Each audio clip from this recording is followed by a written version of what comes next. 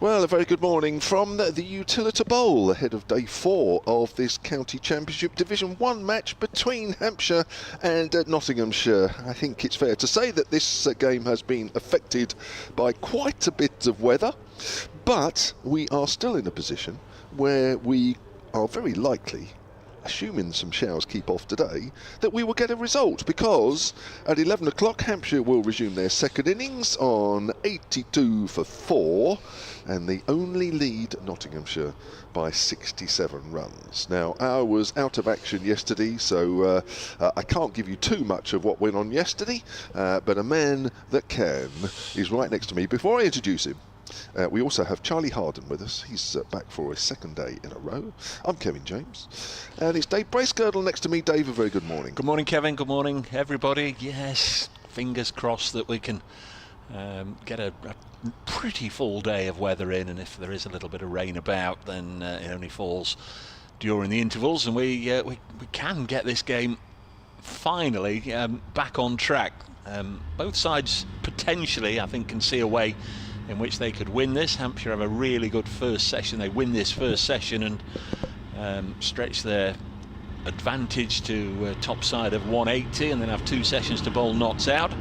Nottinghamshire would obviously like to be batting before lunch and a more modest total. Of course, the draw is certainly going to figure in a lot of people's equations, especially if there's some more rain around. I don't think there's quite as many showers sort of in the south of England as a whole forecast as there has been on days 1, 2 and 3, but that weather chart, the morning weather chart, there was just the odd blob of blue crossing this part of the world from time to time.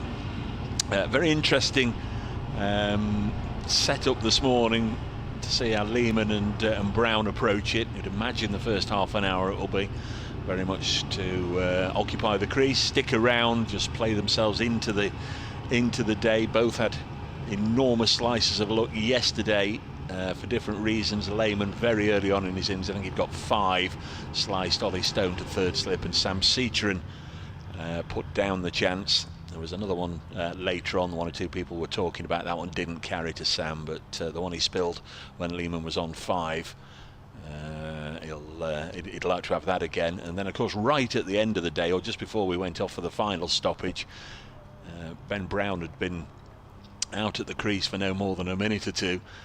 Leman dropped the ball on the leg side straight to Asiba Mead, and Ben Brown wasn't even in the frame. He'd given up. It was almost a case of, well, go on, Haas, have a throw. If you hit the stumps, I'm out. If you miss, I'm in. And Mead, from about 15, 18 yards with all the stumps to aim at, narrowly missed. So a couple of chances went begging there. The annoying thing is that Asiba Mead has been hitting the stumps so regularly this season, more often than not, when the batters have already made their ground. But on this occasion, Brown not even in the frame. It really was a suicidal call from Leman, and he'd still be apologising now had Brown been run out. 82 for 4. We'll be underway in a moment or 2. We're just waiting for the 2 men in white coats. They're not coming to get myself or Kev. They're coming out to officiate. They are Steve O'Shaughnessy and Alex Wharf, and we think both have had very good matches up to this point. Match referees Phil Whittycase, and a special mention this morning to our scorers Roger Marshall and Fee Newman. Hope they're okay. Thoughts with you both this morning. 82 for 4. The lead is 67, and we'll be underway hopefully in a minute or 2. So if you're watching on the live picture feed on the Hampshire Cricket website, you'll see umpires, Nottinghamshire team and the 2 not-out batters making their way out onto the middle.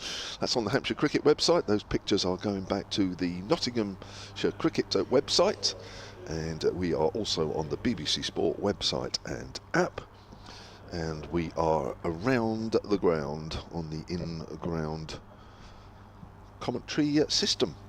It's still chilly. It's been pretty chilly throughout most of this fixture.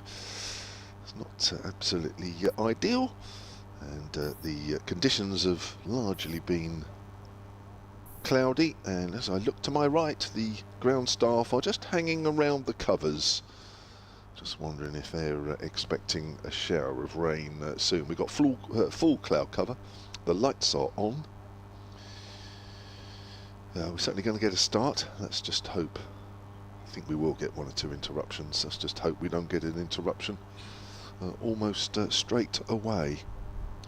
So Jake Leman is 30 not out, Ben Brown is 2 not out, Hampshire's lead is 67, 82 for 4, and we've lost virtually a whole day's play out of the 3 scheduled so far. 32 overs gone in this Hampshire second innings. 2 wickets so far for Fergus O'Neill. 1 each for Ollie Stone and for Lyndon James. The 4 batters out yesterday: Nick Gubbins, Fletcher Middleton, Tom Prest and Toby Albert at the start. Right, we are just about to get underway. It's going to be Fergus O'Neill from the pavilion end, and he is going to be bowling to the Red Ball captain Ben Brown. Here we go, first delivery of the morning, and that's clipped away into the gap on the leg side through mid-wicket, and Ben Brown picks up a single, which takes his total on to 3. Hampshire Cricket at bbc.co.uk is the email for today. Dave Bracegirdle has his own email, which he'll give out to you shortly. And they always keep us going throughout the day, as you know. So 2 slips for the left-hander Jake Leman, who's having a pretty decent season for Hampshire this year at number 4. Missed just the 1 game here against Glamorgan when he went back to Australia for a little while, and he's back and still in the runs, and Hampshire are going to need him to score a few more yet as he clips that away on the leg side. 2 men out on the boundary. One of those running in from fine leg was Lyndon James, throws it into the keeper, and the Hampshire total moves on to 84 for 4, and that lead is 69. I'm told by my colleagues there was still a little bit in the wicket yesterday. Probably still going to stay the same this, hopefully today. I say hopefully.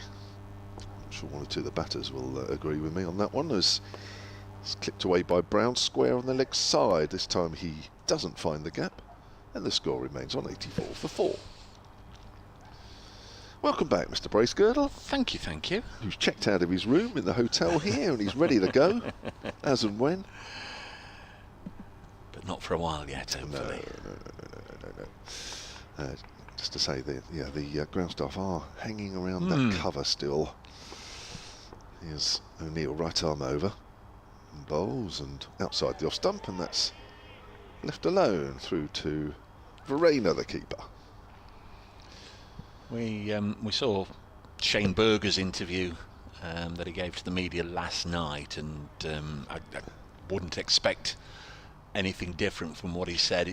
This session has got to be all about, from the home side, playing properly, getting through it, making sure they've still got wickets in hand at lunch, and if they do that, if they bat for 2 hours, they should get another 100 runs in the session.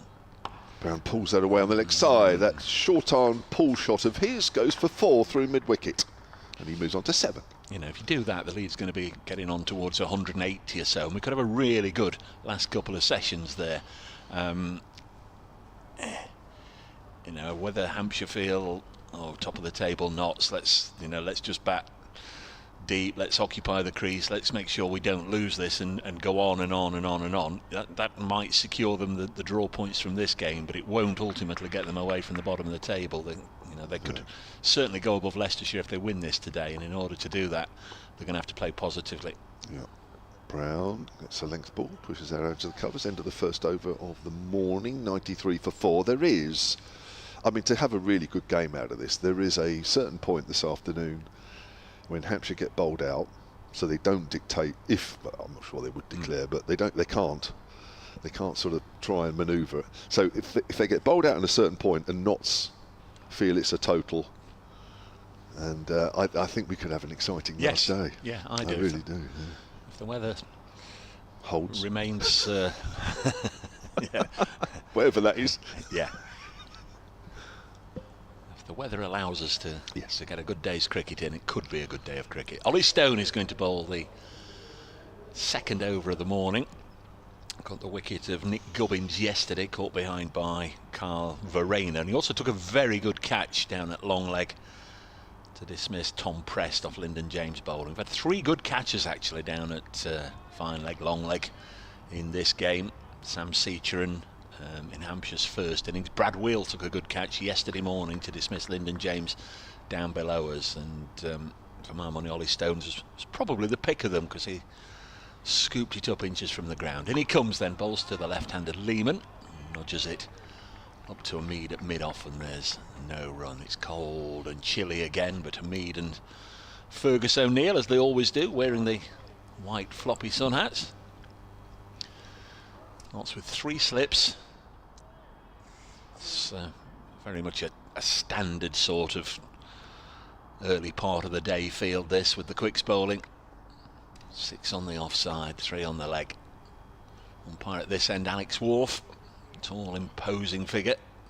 Ollie Stone in past him, pitches it up, and Leman happy to defend.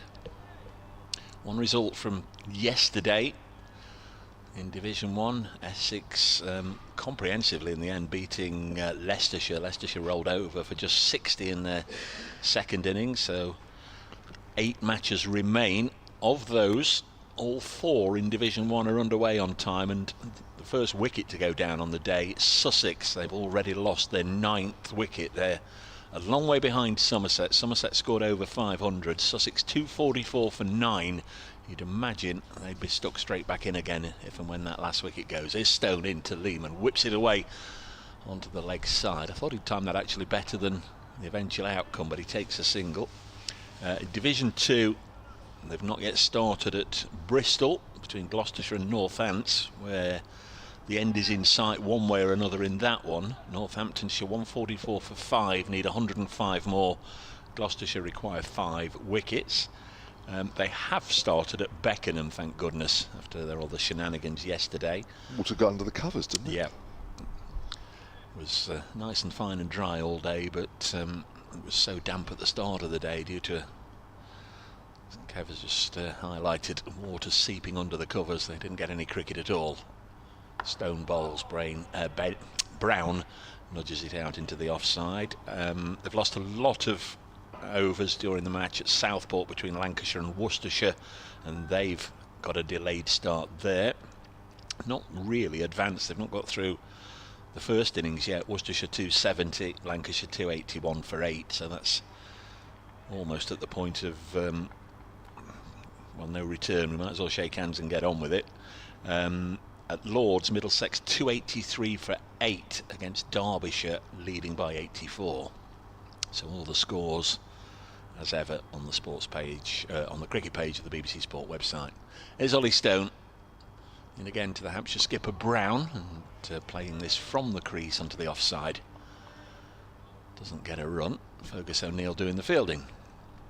Thoughts welcome as always. We had really good amount of correspondence yesterday on some subjects that just generally didn't think we'd be talking about. I haven't mentioned postal orders in 30 years, but that cropped up for some reason, and football cards, sport cards, cricket cards, the collection of albums and all that sort of stuff kept us entertained through the second half of the day, amongst other things. Got 1 ball left in this Stone over.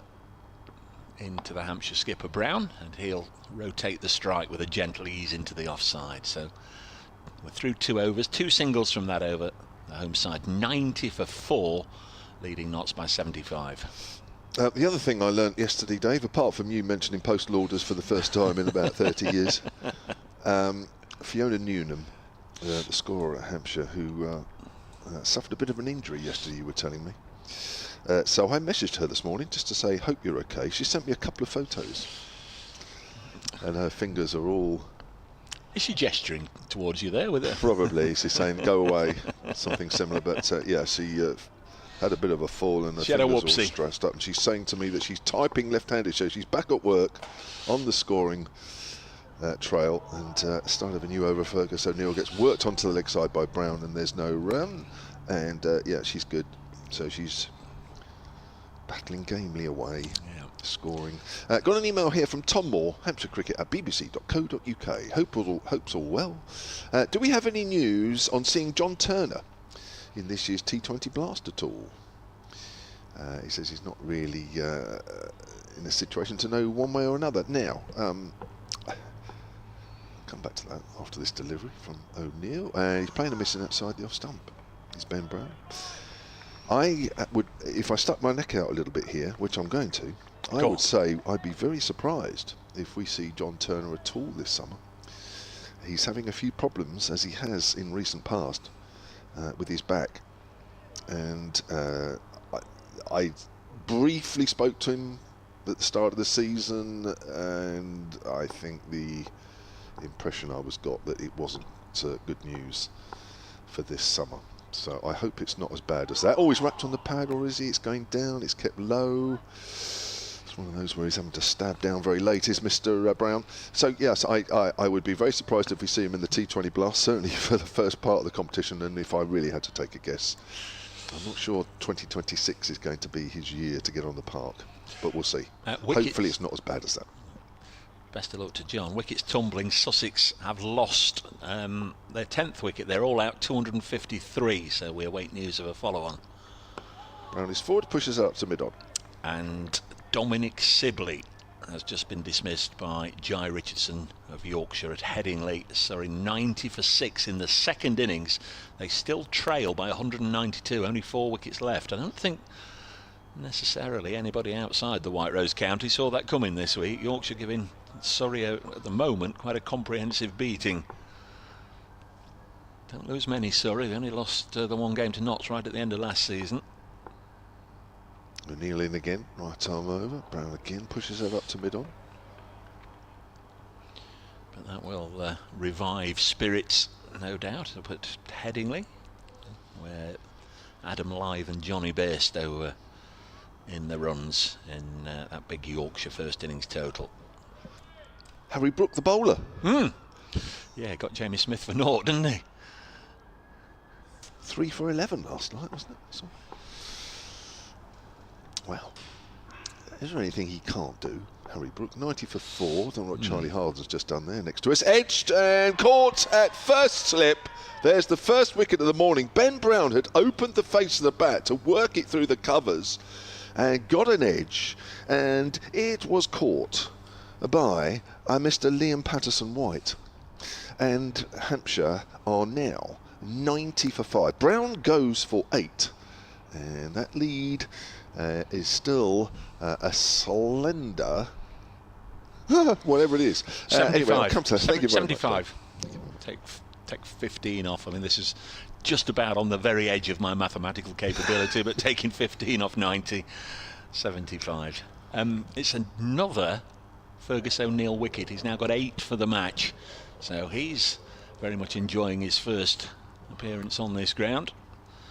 The Australian, 5 for in the first innings, now got figures of 3 for 25 in this. So Ben Brown didn't stick around for long, had that life yesterday, should have been run out without scoring, and got a boundary this morning, but he's now gone for 8. 90 for 6 at the end of that over, the lead 75. I just looked to say he was playing that a little too square.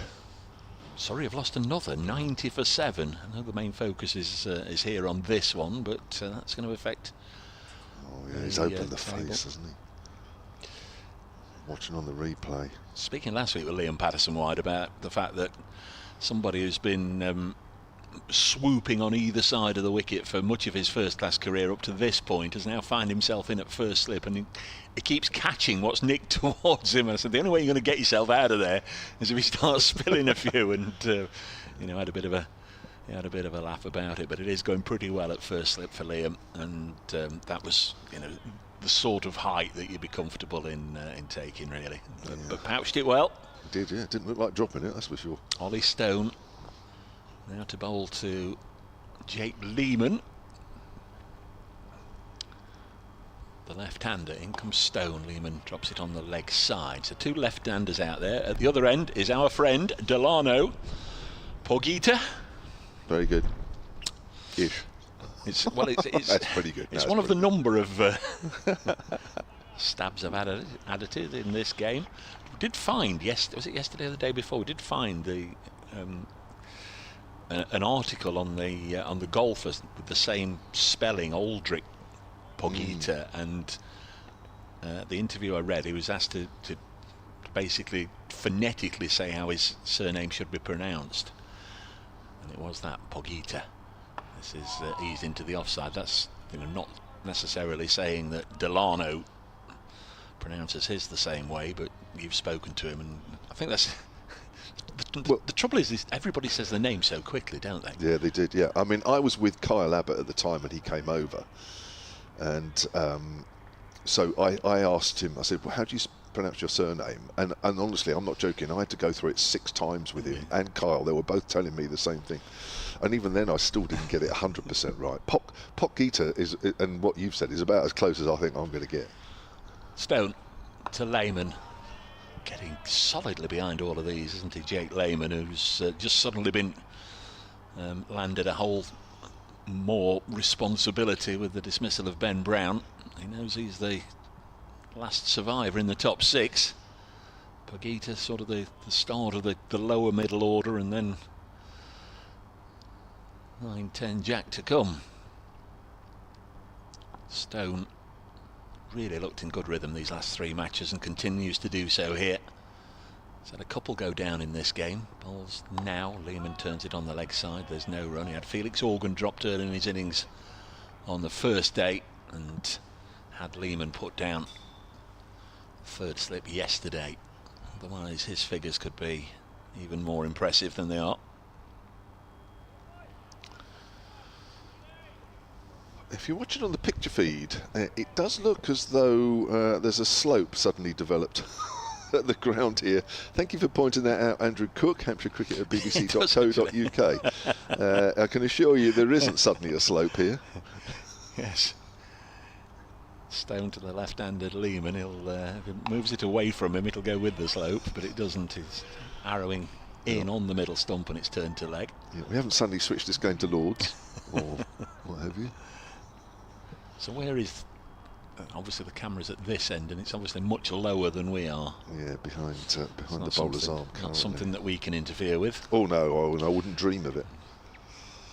That must come up in your job descriptions, surely. What, interfere with the camera? Fiddling about with the camera. You seem to be in charge of most other aspects of the entire production. I think you do. 90 for 5. Stone wears 9. Past umpire Wharf, bowls Leman. Again drives into the offside, can't penetrate the ring. He hits it to Nottinghamshire's number 33. Joe Clark, end of a good over from Ollie Stone, a maiden. 11 overs, 2 maidens, 1 for 26 for Ollie Stone. This morning Hampshire have lost Ben Brown, caught up first slip by Liam Patterson-White from the bowling of Fergus O'Neill for 8. That was 90 for 6. That wicket came at the end of the 35th over. We've just had a maiden since then. Peter Collins, Hampshire Cricket at bbc.co.uk says, just tuned in and first ball I saw Brown out. Don't worry, I'll tune out again. He says, I'm obviously a jinx, and he's in Putney. So, still overcast, and the ground staff are still hanging around the hover cover, but no rain as yet. Is that where the boat race starts? It's around there, isn't to Mortlake, it is, isn't it? O'Neill bowls and Leman plods forward up to mid-on. And there is no run, it's somewhere around there. Sounds a nice part of the world, Putney. Well, I've been around there sometimes when I used to live in London.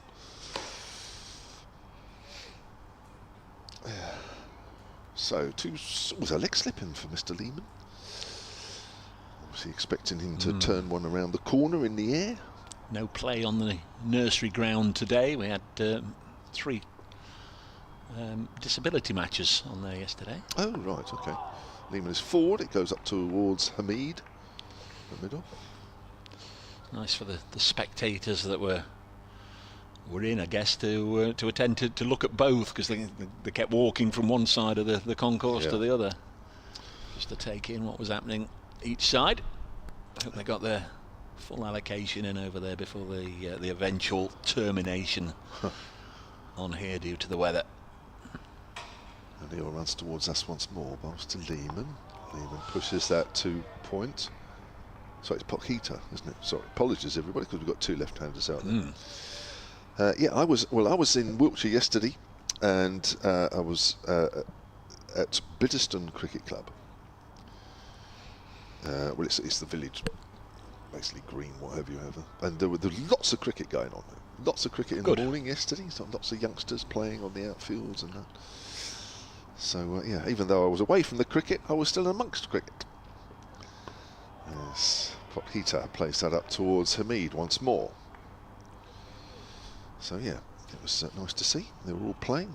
Fortunately, the weather was pretty good up there as well. Potgieter scored 14 in the first innings before he was caught by Hamid off the bowling of Fergus O'Neill. Got his first Hampshire wicket yesterday, I saw. Yeah. Bowls very much medium pace. He's very much an old-fashioned type county bowler, actually, Potgieter, but it can be on the right type of wicket very effective. Round the wicket, Potgieter plays that away behind point, and he is off the mark. Hampshire 91 for 5. They lead by just 76 runs. This is bottom versus top fixture, this one. So on paper anyway, it was always going to be a tough game for Hampshire. But they have a chance to make a real game of this if they can score enough runs and get to a point where Nottinghamshire looking for a victory here to keep them top of the table. I think a draw would keep you top of the table anyway, Dave, wouldn't it? There's O'Neill is around the wicket to Leman. Short. Leman initially goes to Paul, sort of pulls out of the shot actually as he swivels, goes through to Verena. End of the over, 91 for 5. O'Neill 3 for 26 from 14. Just watching this again, short delivery, and Leman, yeah, just sort of doesn't really commit to the shot. Yeah, it obviously depends on the outcome in the other matches. Warwickshire was second. Glamorgan lead Warwickshire by 314. So Warwickshire would really need to get a move on there. Later on, Sussex have been asked to follow on again at Taunton. No surprise there. So Somerset looking for 10 wickets through the course of the day. Sussex still a long way behind, 267 behind. Here Ollie Stone into Potgieter, turns this behind square, gets a single, doubles his tally from 1 to 2, and the home side here 92 for 5, leading by 77. The match at the moment seemingly likeliest to finish next is at Headingley. Surrey 94 for 7. They're still the best part of 200 behind. Yorkshire needing 3 wickets to win, but as we all know, sometimes a tricky little task to knock over the tail. Stone bowls to Leman. It's very neat and compact in defence, isn't he? He's played this up to mid-on. Yeah, he's a good player. Averaging 56 this season, or was coming into this game. I mean, he's been a really important member of the Hampshire side, and he signed for 2 years as well, which is good news. Well, Hampshire try and get a team fit to start challenging again. Must have just gone to the 2 slips for him. Jack Haynes at second alongside Patterson White. Stone bowls. Leman will drive into the offside. Well fielded by Hamid. Not for all the world that was going to thread a path between extra cover and Hamid at mid-off and run away for runs, but the not skipper got around there quickly. A little bit of a knee slide. It's left his flannels, that sort of dark green, damp sort of look, but it made a good stop. I can't remember the name of the stuff that you rub on that before you put them in the washing machine to make sure that green goes. Stone again, square legs dropped back. This is through the offside for 4. It's a very elegant stroke, shot of some authority in fact by Leman. Ball is actually thrown back by one of the members of the ground staff who haven't left the hover cover. Their groundsman's hut and the kettle. That's a good pickup. It was a lovely shot. They're the other side of the ground from them, so they must feel there's a chance that they could be called into duty. Otherwise, they'd be off there having a cuppa after all their morning exertions. I tell you, that's a great pick-up by one of those groundspeople, because it flips up off the rope, and yet it still goes straight into his hand. It's almost like he's anticipated. Stone's going to go round the wicket now to Leman, who's moved on to 36. Ball's now, and that's a really good delivery, good line, but Leman was well aware of where the stumps were. That's the length. Good stuff from him. And he had the 1/2 century in the game so far. Felix Organ's 55 in Hampshire's first innings. Both Ben Slater and Liam Patterson-White making 48 for Nottinghamshire. Stone, business-like, stomps back to the end of his mark and turns and sets off quickly, comes in and bowls, and Leman with a more slightly open stance for that final ball, turns it to leg, and there's no run into the over. 96 for 5 here on Solent Sport, BBC Radio Nottingham, on your smart speaker and on the Hampshire County Cricket Club live stream, amongst other places, Kevin. Charlie Harden will be moving in next 3 or 4 minutes. I'm Dave Brace-Girdler, here just running the show, Kevin James. Dave Allen, Hampshire's former honorary archivist. Hello, Dave. Yes, he's always, well, I say always tuning in. He's still with us most of the time in terms of following what's going on. Come to that in a moment. As Fergus O'Neill starts a new over around the wicket, and it's down the leg side to Potgieter. I think that was quite close to the leg stump, because he did seem to come across his stump somewhat. Now, for those of us that are just a little worried about Hampshire's batting at the moment, Dave has provided some stats, and I'm going to read these out because it's quite interesting. Hampshire Cricket at bbc.co.uk. We'll do this ball and then I'll come to those stats in a moment. As O'Neill comes in again, Potgieter pushes forward, back up the pitch. Just 2 years ago, says Dave, 2024, Hampshire had 18 centurions. Gubbins, Dawson, Prest with 3 each. Vince, Brown, Albert and Middleton 2 each, and Alior 1. In 2026, almost halfway through, they have 1 in Ben Brown. Most alarmingly, the young players' averages have all dropped significantly over the 1.5 years from 2025 to 2026, as O'Neill comes in again and Potgieter plays that out into the covers. Toby Albert from 32 down to 19. Tom Prest from 49 down to 26, and Fletcher Middleton from 30 down to 25. In addition, Nick Gubbins has gone from 56 to 30, and Vincent Dawson have departed. That is a very, very interesting email, Mr. Dave Allen, and probably explains some way as to where we are today with Hampshire. That's turned away square on the leg side. Potgieter will move on to 3, Hampshire 97 for 5, and the lead is 82. I've just had a quick one before I make way for Charlie. bracecricket@icloud.com from Mark the Mod. Morning, Mark. Morning, gents, from a cool and cloudy Sevenoaks. Waiting for my allocated time to go to the local tip. Hope Notts come out on top. Another big day for their championship hopes. Dave, what's Notts' bowling resources for the rest of the season? Is this Fergus's last game? No, he's available for the 2 games at the end of next month. Oh. Round the wicket he is, and that's played out into point by Leman.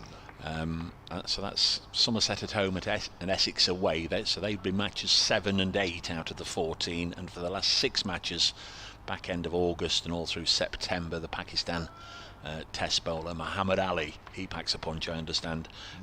He will be coming in. Carl Verena expected to be here for all summer as the other overseas. So Fergus for 2 more, and then Muhammad Ali. Short, and Leman ducks underneath. So I take it O'Neill's going home for a little while and then coming back, because there's a bit of a gap, isn't it, to the next 2 championship matches. Holidays, Dave, holidays.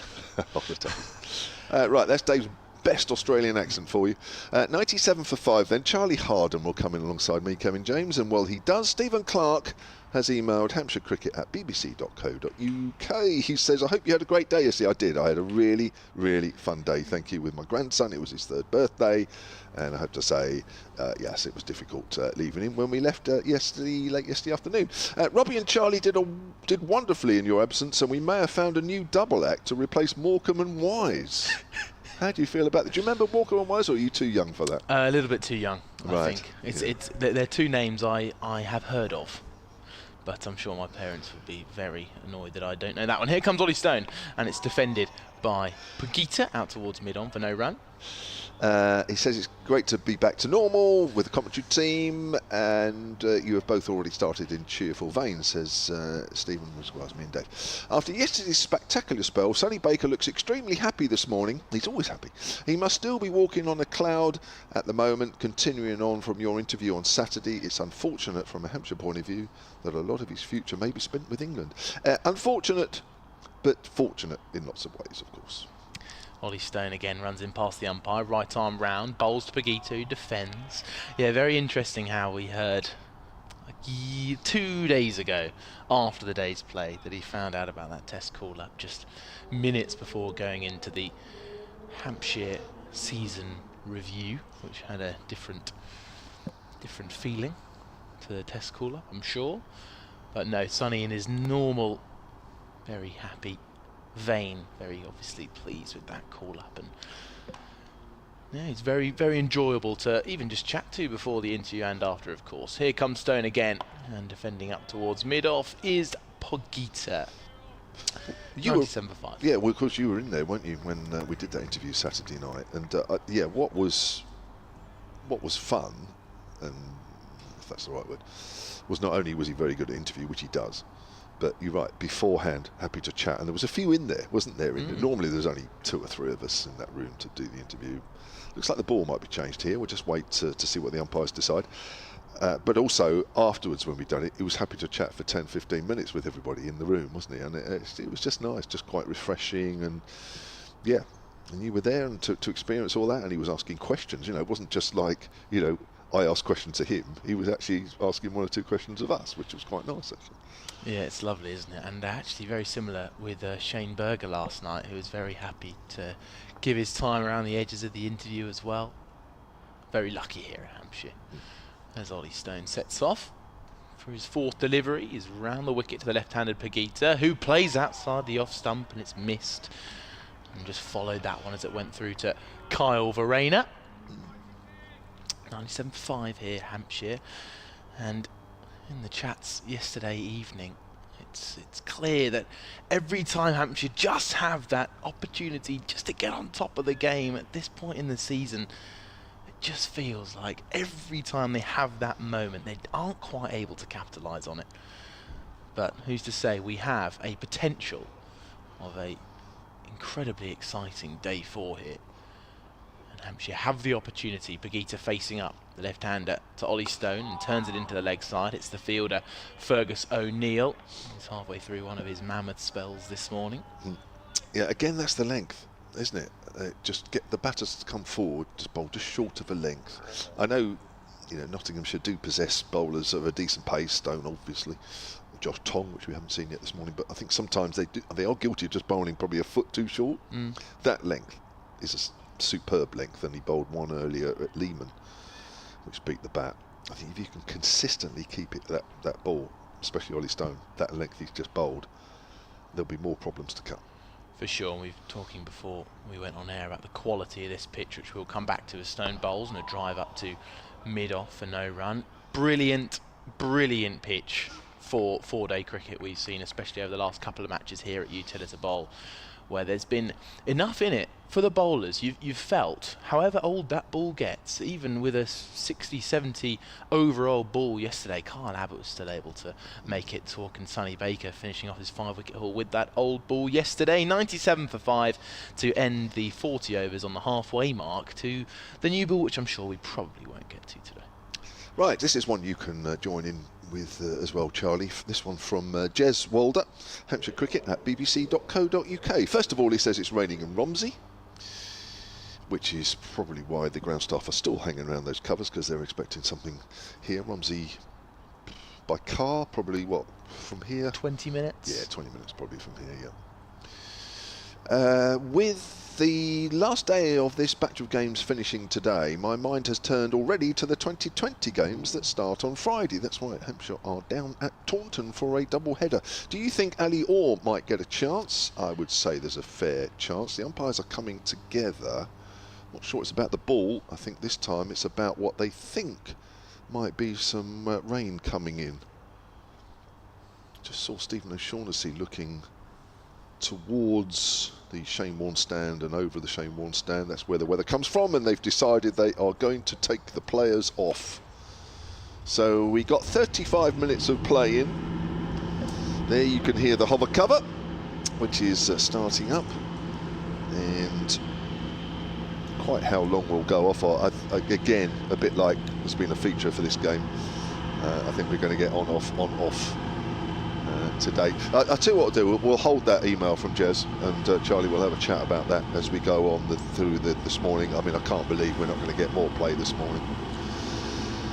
So Hampshire are 97 for 5. They've added 15 this morning in the 35 minutes of play, and they have lost Ben Brown for 8. He added 6 to his overnight total.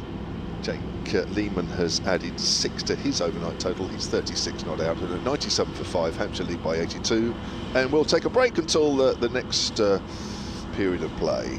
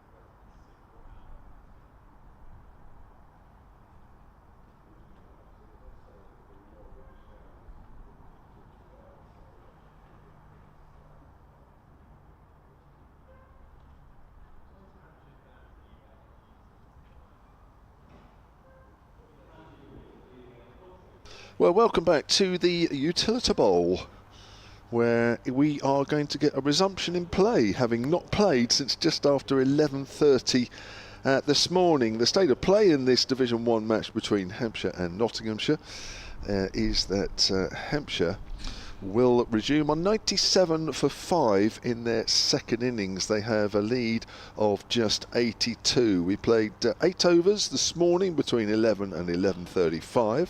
Hampshire went from 82 for 4 to 97 for 5. The one wicket that fell in those 35 minutes was that of Ben Brown, who was caught in the slips by Liam Patterson-White off the bowling of Fergus O'Neill for 8. He had added just 6 to his overnight total. The two not-out batters are Jake Leman, who's 36 not out. He's added 6 to his overnight total, and the new batter at the fall of Ben Brown's wicket is South African Delano Potgieter.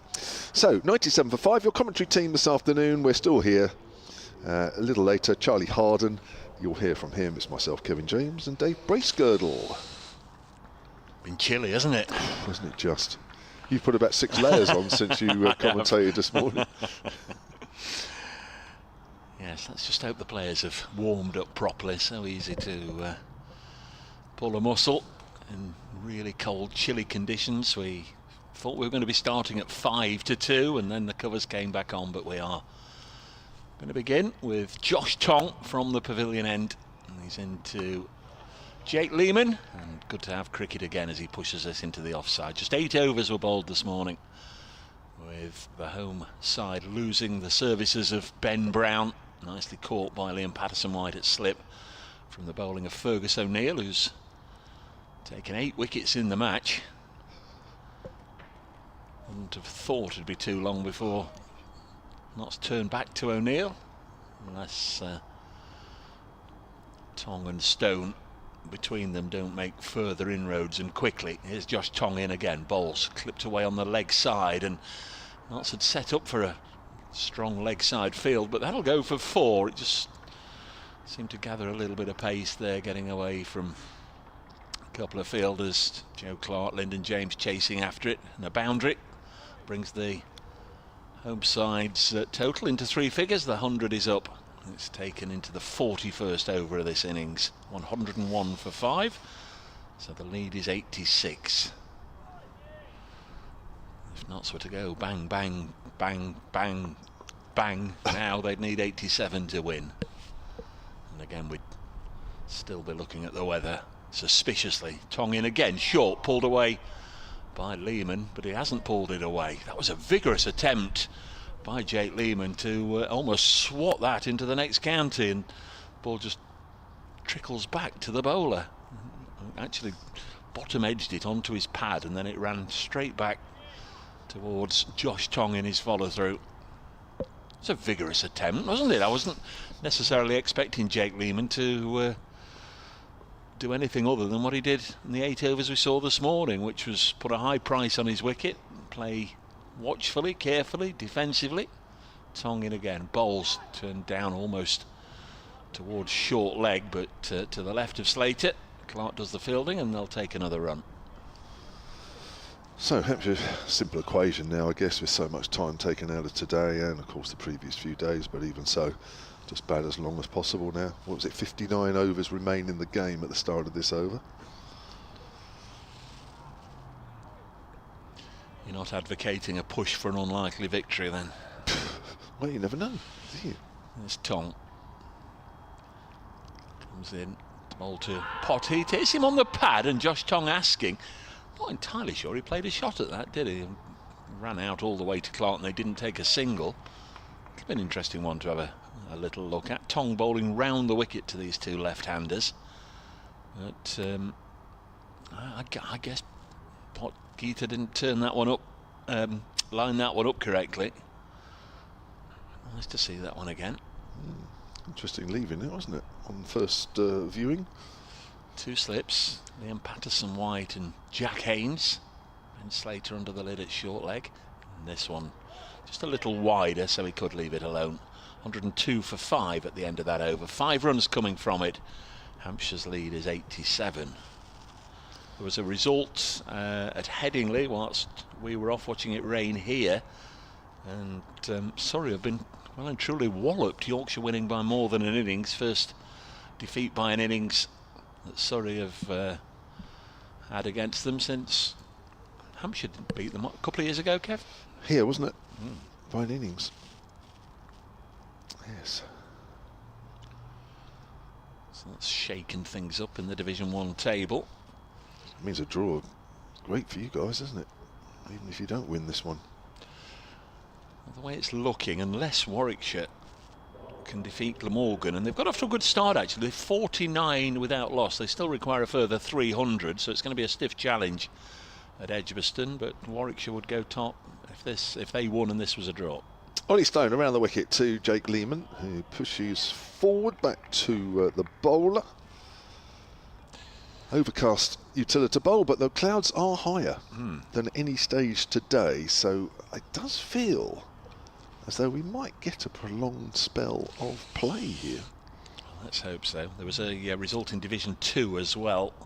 Northants beat Gloucestershire at Bristol by just 2 wickets, chasing down 250. Good effort by them. Ollie Stone runs away from us once more. Bowls to the Australian down the leg side. Flicks that away. Fine. And that's gone for 4 up to the top end of the ground. And Leman moves on to 45. And it's 106 for 5. Yeah, Notts have got to pick up wickets regularly, but they won't want to see a flurry of boundaries as well, because getting these 5 wickets is only half of the task. They're going to have to then chase down every run that Hampshire can forge. Stone in again, past the umpires, down the leg side again. That's flicked away. A little squarer this time, so there is a fielder. And Leman moves on to 46, 108 for 5. The equation right now would be 93 in 55 overs. That would be perfectly acceptable, but of course they've got to get these 5 wickets first.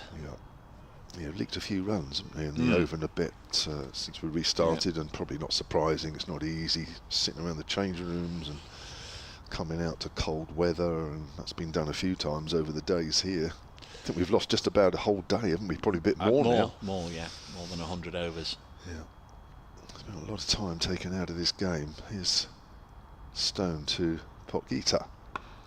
Oh, he's going to take a quick single on the leg side. Good single. 108 for 5. That lead up to 93. Of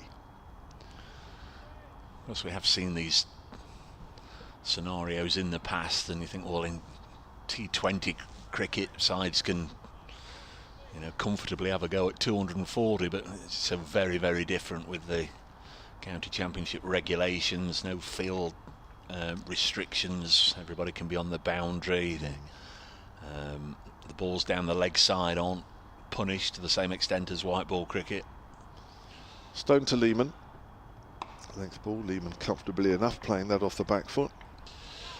Realistically, the next 20 overs are going to be crucial. Notts have probably got to get 3, maybe 4, if not all 5 of the wickets they require in the next 20 overs. Otherwise, they're just not going to give themselves enough time, because inevitably in that 20 overs or so, the home side are going to rattle up another 60 or 70 runs, and that would just mean there aren't enough overs. Yeah, already 6 runs off this Ollie Stone over as he comes in again and bowls to Leman once more, and Leman gets a leg ball that bounces just a little bit more. Plays it out on the onside, and that's the end of the over. So 2 overs done on the resumption of play after we left the field at 11:35 this morning. And Hampshire in their second innings, 108 for 5, lead by 93. I think it's quite right and quite expected that Notts will have this little blast early on with the 2 quickest bowlers, Tong and Stone. I'm sure we'll see a bit of Fergus O'Neill, but I wouldn't rule out within the hour Liam Patterson-White coming on at one end. Maybe some attacking fields for the spinner, enabling the quicks just to rotate and each have a little breather at the other end. Here's Tong round the wicket from the pavilion end. Potgieter pushes this into the offside. Sam Seacherin doing the fielding. He'll, I guess, always remember that this was the ground where he made his first-class debut, but didn't have the greatest of first days in first-class cricket. Yesterday, dismissed for naught by Kyle Abbott. It was a tricky introduction to life at this level, and then he put down Leman, and that's coming back to bite Nottinghamshire with every run he scores. Potgieter leaves this alone, goes through to Carvarena. That's a good carry. That's the right length. They get the batters coming forward. Yes, those couple of chances yesterday afternoon you were saying about, Dave, as you know, when things get as tight as this, they make all the difference. Drop catch and a chance of a run out to get rid of Ben Brown before he came back this morning, although he's the one wicket to have fallen. Yeah, Leman was on 5 at the time. He's on 46 now.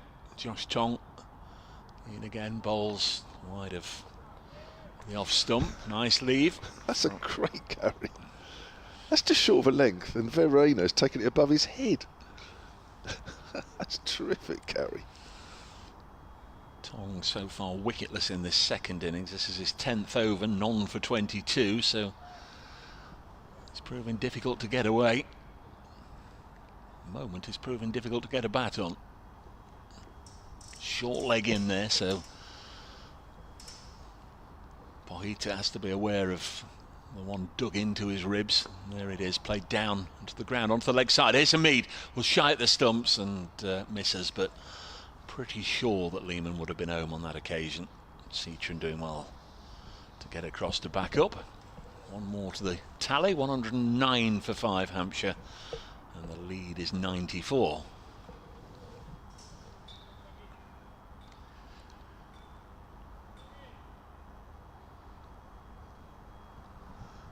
Got 2 balls left in this over.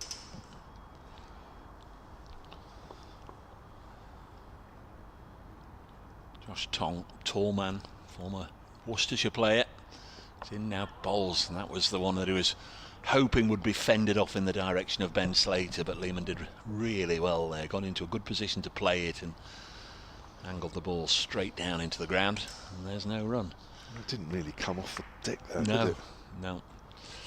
Not many inside the ground, as you could imagine, or at least there's not many out in the open air in the seats. There might be a few watching behind the glass from various points all around the ground.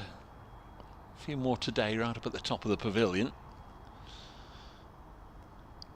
There's Tong in again, nice and full, and Leman defends, end of the over, 109 for 5. Yes, I had to ask yesterday, Kev, if that was, you know, either out of use or you know, reserved for very special people at the top of the pavilion, because there was nobody up there yesterday.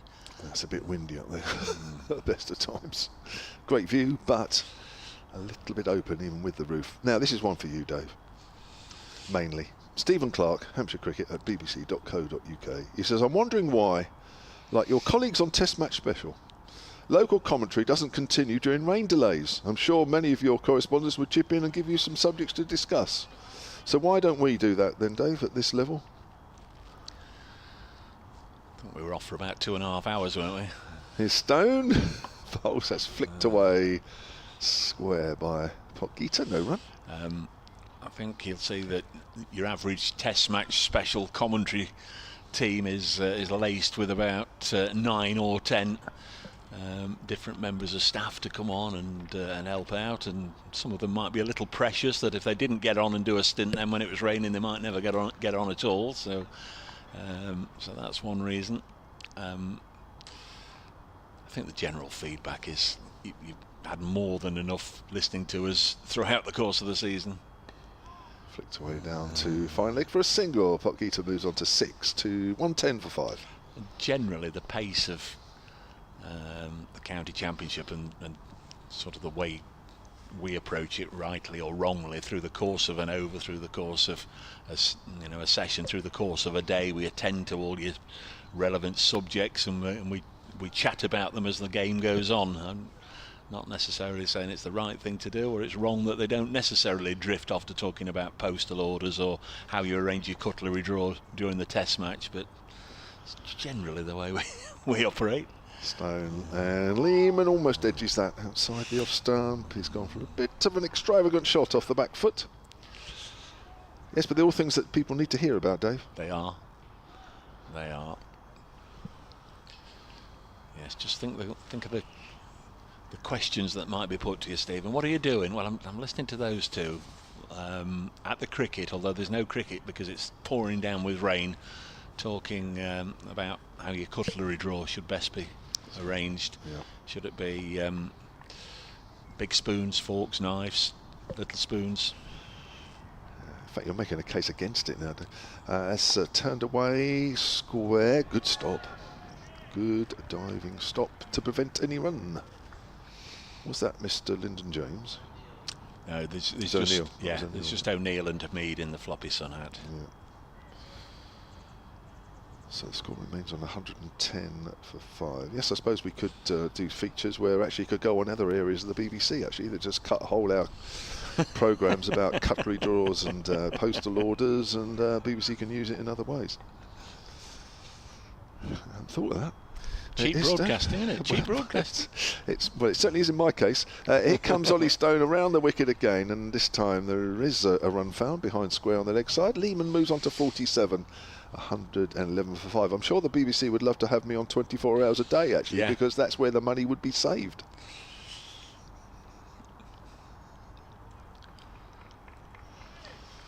No increase in licence fee then. In fact, it might even get some money back. Come on then, up your game. So we now have a short extra cover for Potgieter as Ollie Stone gets ready to bowl the last ball of this over. Staying round the wicket, it's a length ball. Potgieter just plays it into the ground. It was a good line. End of the over, 2 runs off that one. Hampshire 111 for 5, Leman 47, Potgieter on 6, and Hampshire's lead is 96.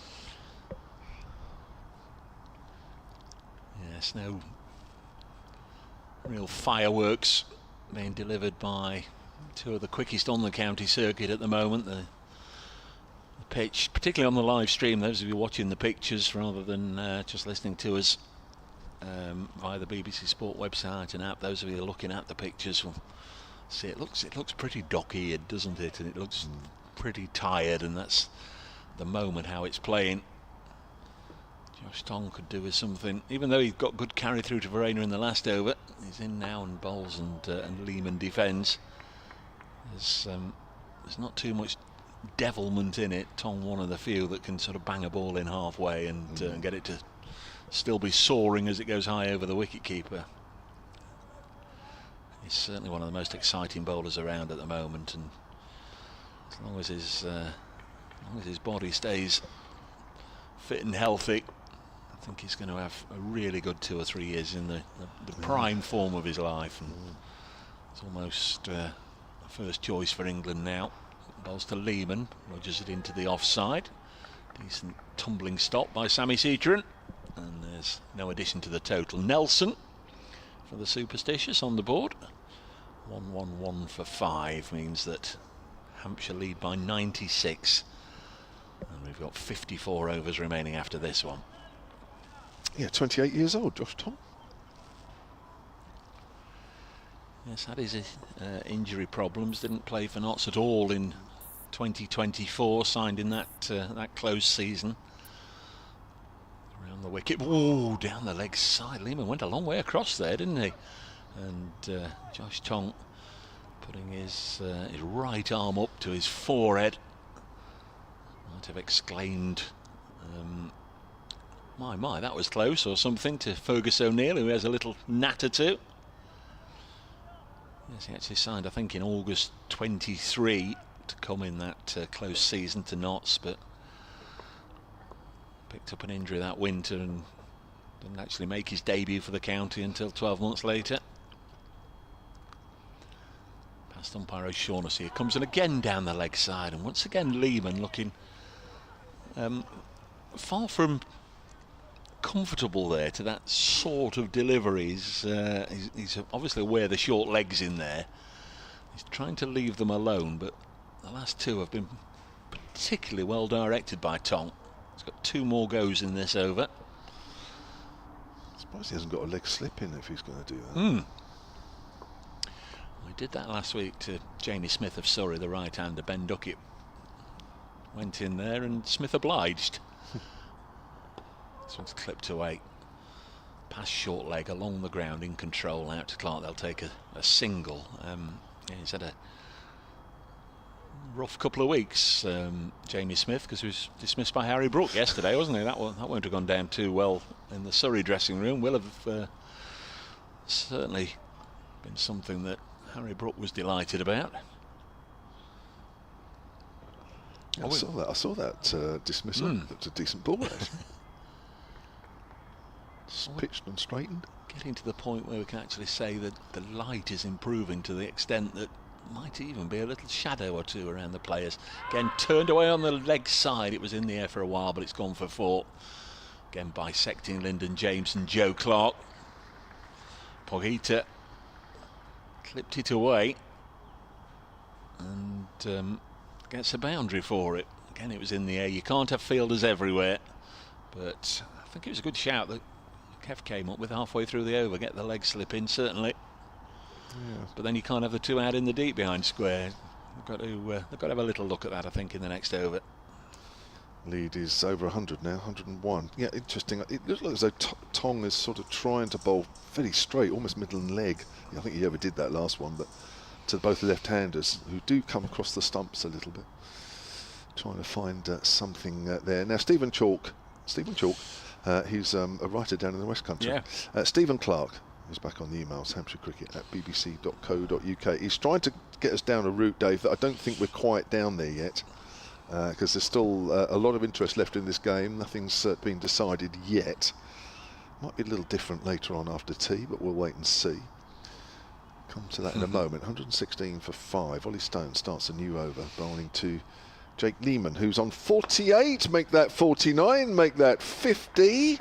And if Haseeb Hamid gets there in time, it will be 51. He'll have to hurry.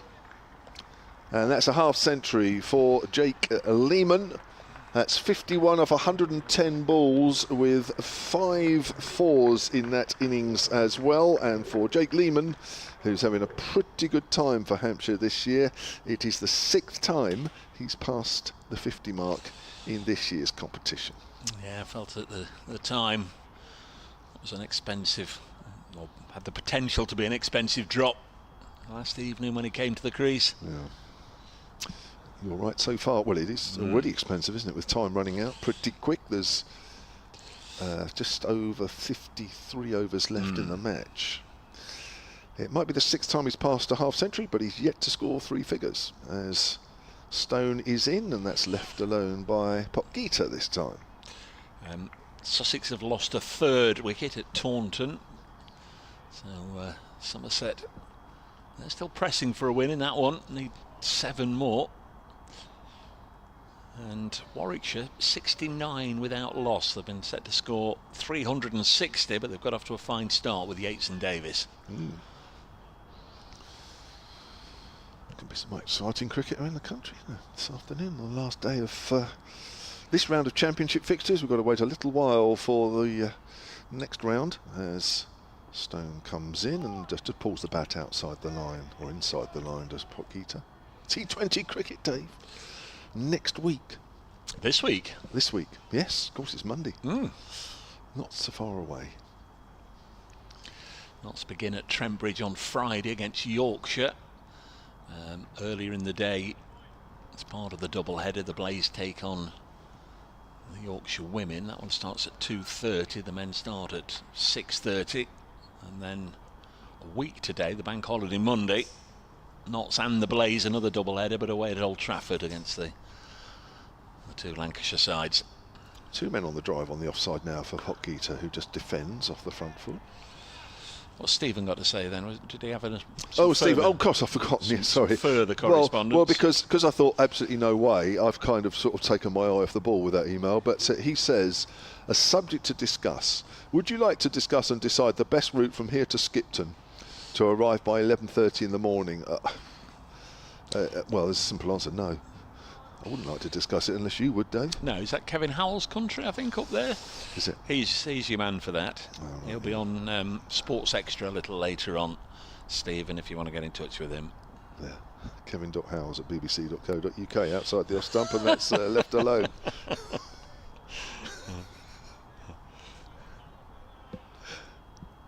Score remains 119 for 5 here, and yes, it's still dark clouds above us, but not too bad, although there are a couple of dark ones hovering away to our right that may yet come into play. And the ground staff haven't put their feet up for the afternoon, have they? They're still there, aren't they? Watching from the hover cover. Seba Mead's taken the ball to umpire Alex Wharf here, and umpire Alex Wharf's had a look at it and given it back to Seba Mead. Now he's holding it up, saying, well, if I look at it this way round, it doesn't appear to be completely spherical to me. Not convinced, is it? No. But I don't think the umpire is going to change his mind. Yeah, so either that cover is a very comfortable place to sit down and lie across, or there might be a threat of rain. We'll have to wait and see. But nothing so far since we resumed at 2:05. So we've had just over 20 minutes of play. There's Stone bowls. Again, it's a length ball. Potgieter in behind that one. End of the over. Stone has completed 16 overs, 1 for 42. Hampshire at 119 for 5. Lead by 104, and there are 53 overs minimum left in the day. I don't think we're going to get any more than that, if I'm honest. No. And if it is a draw, of course, both sides will take 11 points. Not a single batting point was accrued during this match. Both sides getting their full complement of 3 bowling points, and then 8 for the draw, which some say is too many, but that's how it is. As it looks at the moment, Notts would remain top of the table and Hampshire would remain bottom of the table. But there's half a day's cricket left up and down the country. Mead is chatting to Josh Tong. The 2 umpires are chatting. Have they got the ball? I think they have, yeah. So they've tried at this end with Alex Wharf. Now they've tried with Steve O'Shaughnessy at the far end. So they're putting the ball through the gauge. It's gone through. They're not calling for the James Bond briefcase to be brought out. Well, they'll keep trying, Notts, won't they, really? They probably feel the ball's not doing enough, so they'll keep trying. Ground staff have decided it's time to go and have a cup of tea, so that's good news. Sussex have lost to 4th at Taunton, 86 for 4. So Somerset could pull off a really big heist themselves there today. Got 2 wickets the back end of or at the start of the morning, the end of the Sussex first innings. It's going to be Josh Tong, and Charlie's going to come in and join Kevin. Thank you very much, Charlie Harden. Tong bowls, and forward is Leman, who, as I said earlier, has collected his 6th half century of the season. My word, where would Hampshire be without his runs so far in 2026? 119 for 5. Welcome back, Charlie. It's been a while.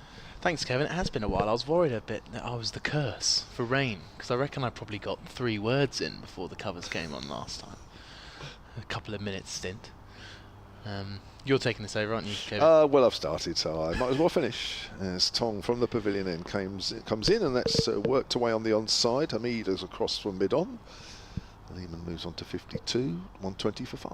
I thought I'd go out of my way to answer Stephen Clark's email. Oh, as you threw it please aside. Do. Well, yeah, I didn't really want to know, if I'm honest.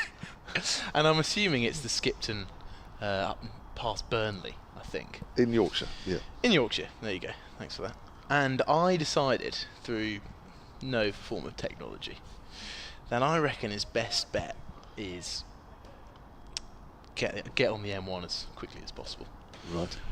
Up to Northampton, take the M1 to Leeds, turn off, and that's about all I know. Tong around the wicket. And Potgieter works that up to mid-on. About 4 hours 50, I reckon. So there you go, Stephen. So before 11:30 in the morning, which is what I think his email said. Let me just double check. You're saying 4 hours? Yeah, I've probably avoided rush hour there. So I reckon, let's say 5. Right. So 5:30 in the morning, 6:30 in the morning. Yeah, 6:30. Okay. There you go, Stephen.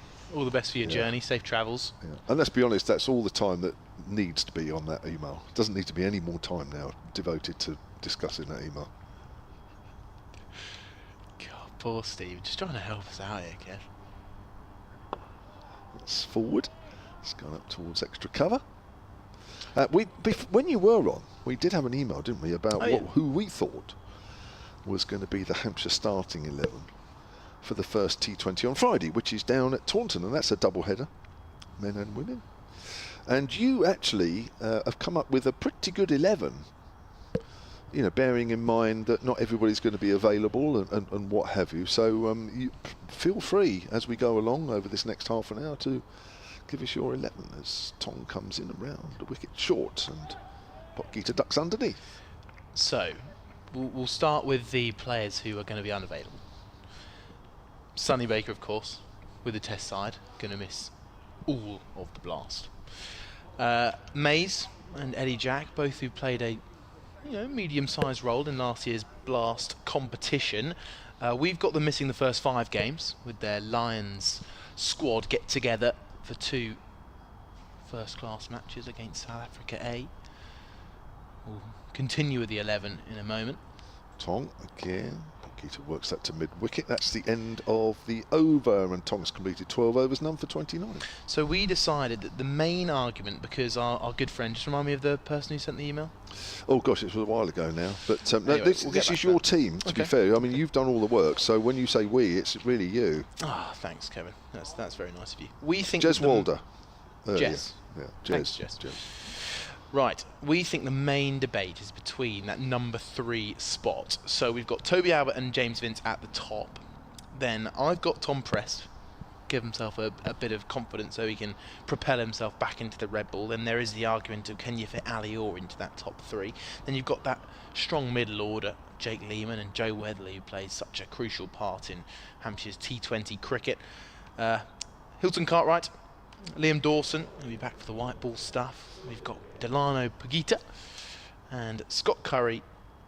Fuller, of course, a little bit higher up the 11, and Chris Wood down the bottom at number 11. That's what we think is probably... You think?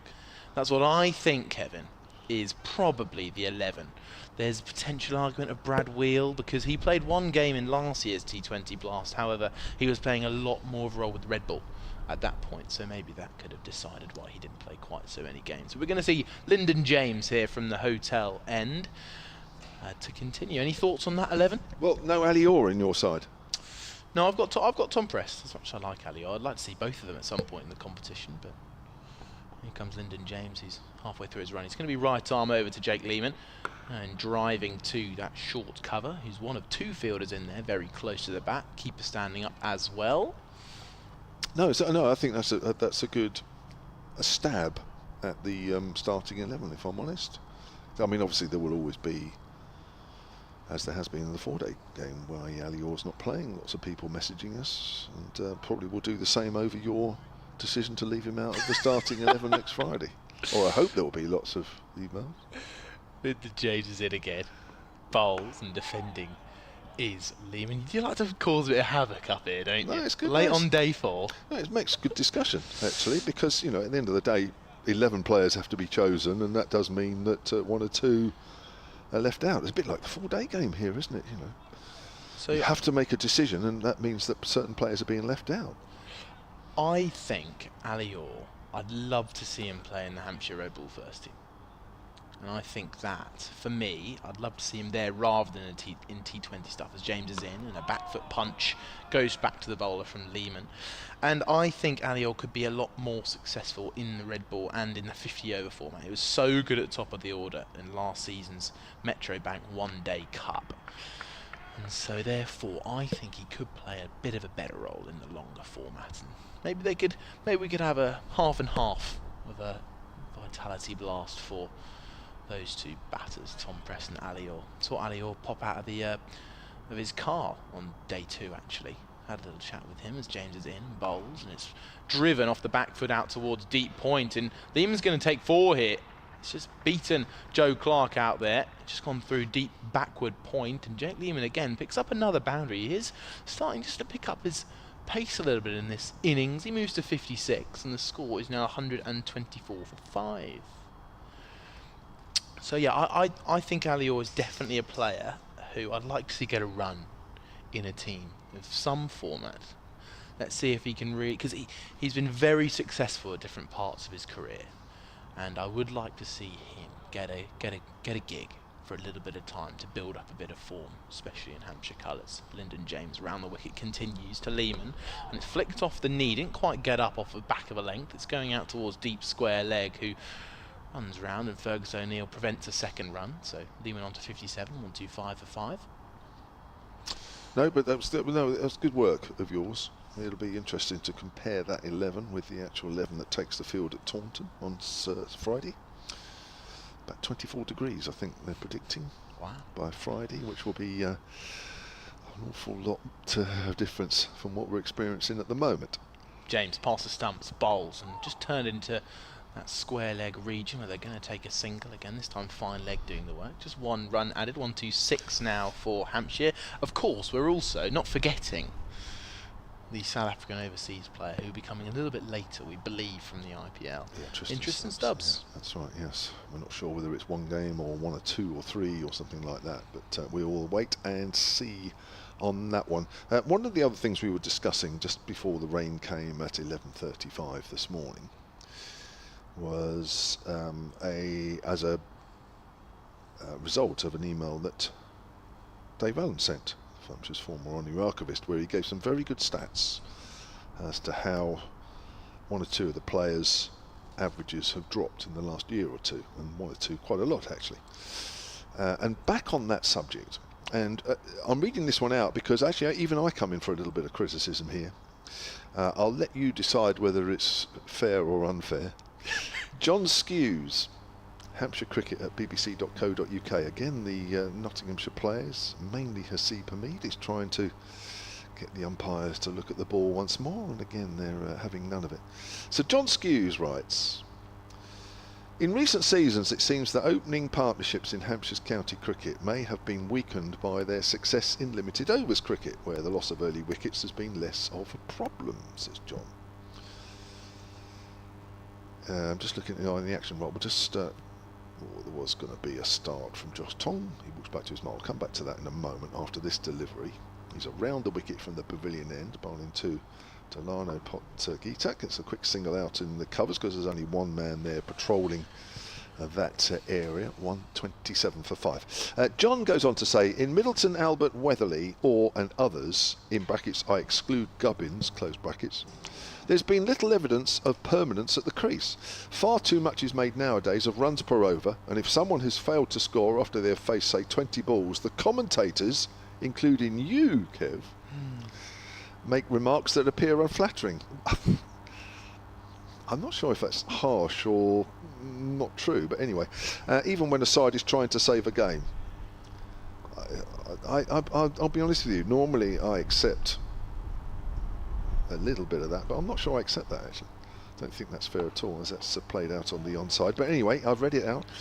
Whilst I still love the 4-day game, I guess many cricketers nowadays just cannot wait for the bash version to start. Keep up the good work, Kev. All right. Okay. Anyway, okay. I'd be honest with you, I totally disagree with that. So John's saying that he says I'm unflattering if somebody just blocks it. Listen, okay. Well, look, on the other side of the coin, maybe I was unflattering a few years ago when Hashim Amla was blocking it to death for Surrey, but that's a totally different ball game and a totally different situation. It's played out on the onside, and it will be 2 runs to Leman, who moves on to 59, 129 for 5. The lead is 114. I think that the only times, not bringing this on to me, but the only times I'd say I comment on it is when a player takes a while to get off the mark, or if someone is on single figures off 50 plus. But again, I do slightly disagree in the fact that we are overly critical of when a player is not batting fast enough, especially when the game situation might be on the line. But each their own. Yeah, Thanks for your email, it's all John. about opinions. Yeah. Keep up your good work, Kevin. The game is all about opinions, as long as those opinions are not represented. Here's Tong around the wicket and bowls to Leman, who gets a short ball, and he's on his toes and keeps that down. There's no short leg in now. Ollie Arnold, afternoon to you, Ollie. Hampshire Cricket at bbc.co.uk. You mentioned Shane Berger earlier. That's right, I wasn't here yesterday, but I didn't do the interview. But Robbie James, no relation, who stood in for me yesterday, did the interview with Hampshire's assistant coach, bowling coach yesterday. Really lovely man, says Ollie. Spent lots of time chatting to my daughter, the somersaulting Amelie. That's right, remember that a few weeks ago? She was doing all sorts of gymnastic stuff on the bow earlier, and cameras panned over. He's kept that down. There was an extra bit of bounce there as well as he works that into the Vaker Gully area. He moves on to 60. I was talking to my daughter Amelie about cricket after the day's play against Somerset while she was waiting for the players to come down from the change room. Last week a mixture of Sats and Liam Dawson's red ball retirement was tough, but delighted how well the women are performing. That's right, they are doing. Hampshire's women second in the table at the moment. The Metrobank One Day Cup had a really good win against Yorkshire without any of their England players. Unfortunately fell just short against the Blaze a few days ago. But they are second behind the Blaze. That's a short delivery, and Potgieter ducks underneath that one. Yeah, and the Blaze, of course, sister to Nottinghamshire men's cricket, playing at Trent Bridge. I've watched a couple of their games. They too have had a couple of brilliant results over at Trent Bridge and chasing down big scores against Warwickshire in particular. But no, that looks like it's set up to be an almighty battle. We saw 100 from Maya Bouchier not too long ago as well in Hampshire colours. Here's Tong again from the pavilion end. Over the wicket to Potgieter down the leg side. Potgieter was ready to duck, end of the over. 132 for 5, 60 to Leman, 12 to Potgieter. 117 the lead with a minimum of 50 overs left in the day. Stephen Clark back on the emails. He says, I'm not sure if you're aware, we were actually during the rain break because Dave Bracegirdle pointed it out to us up here on the commentary box.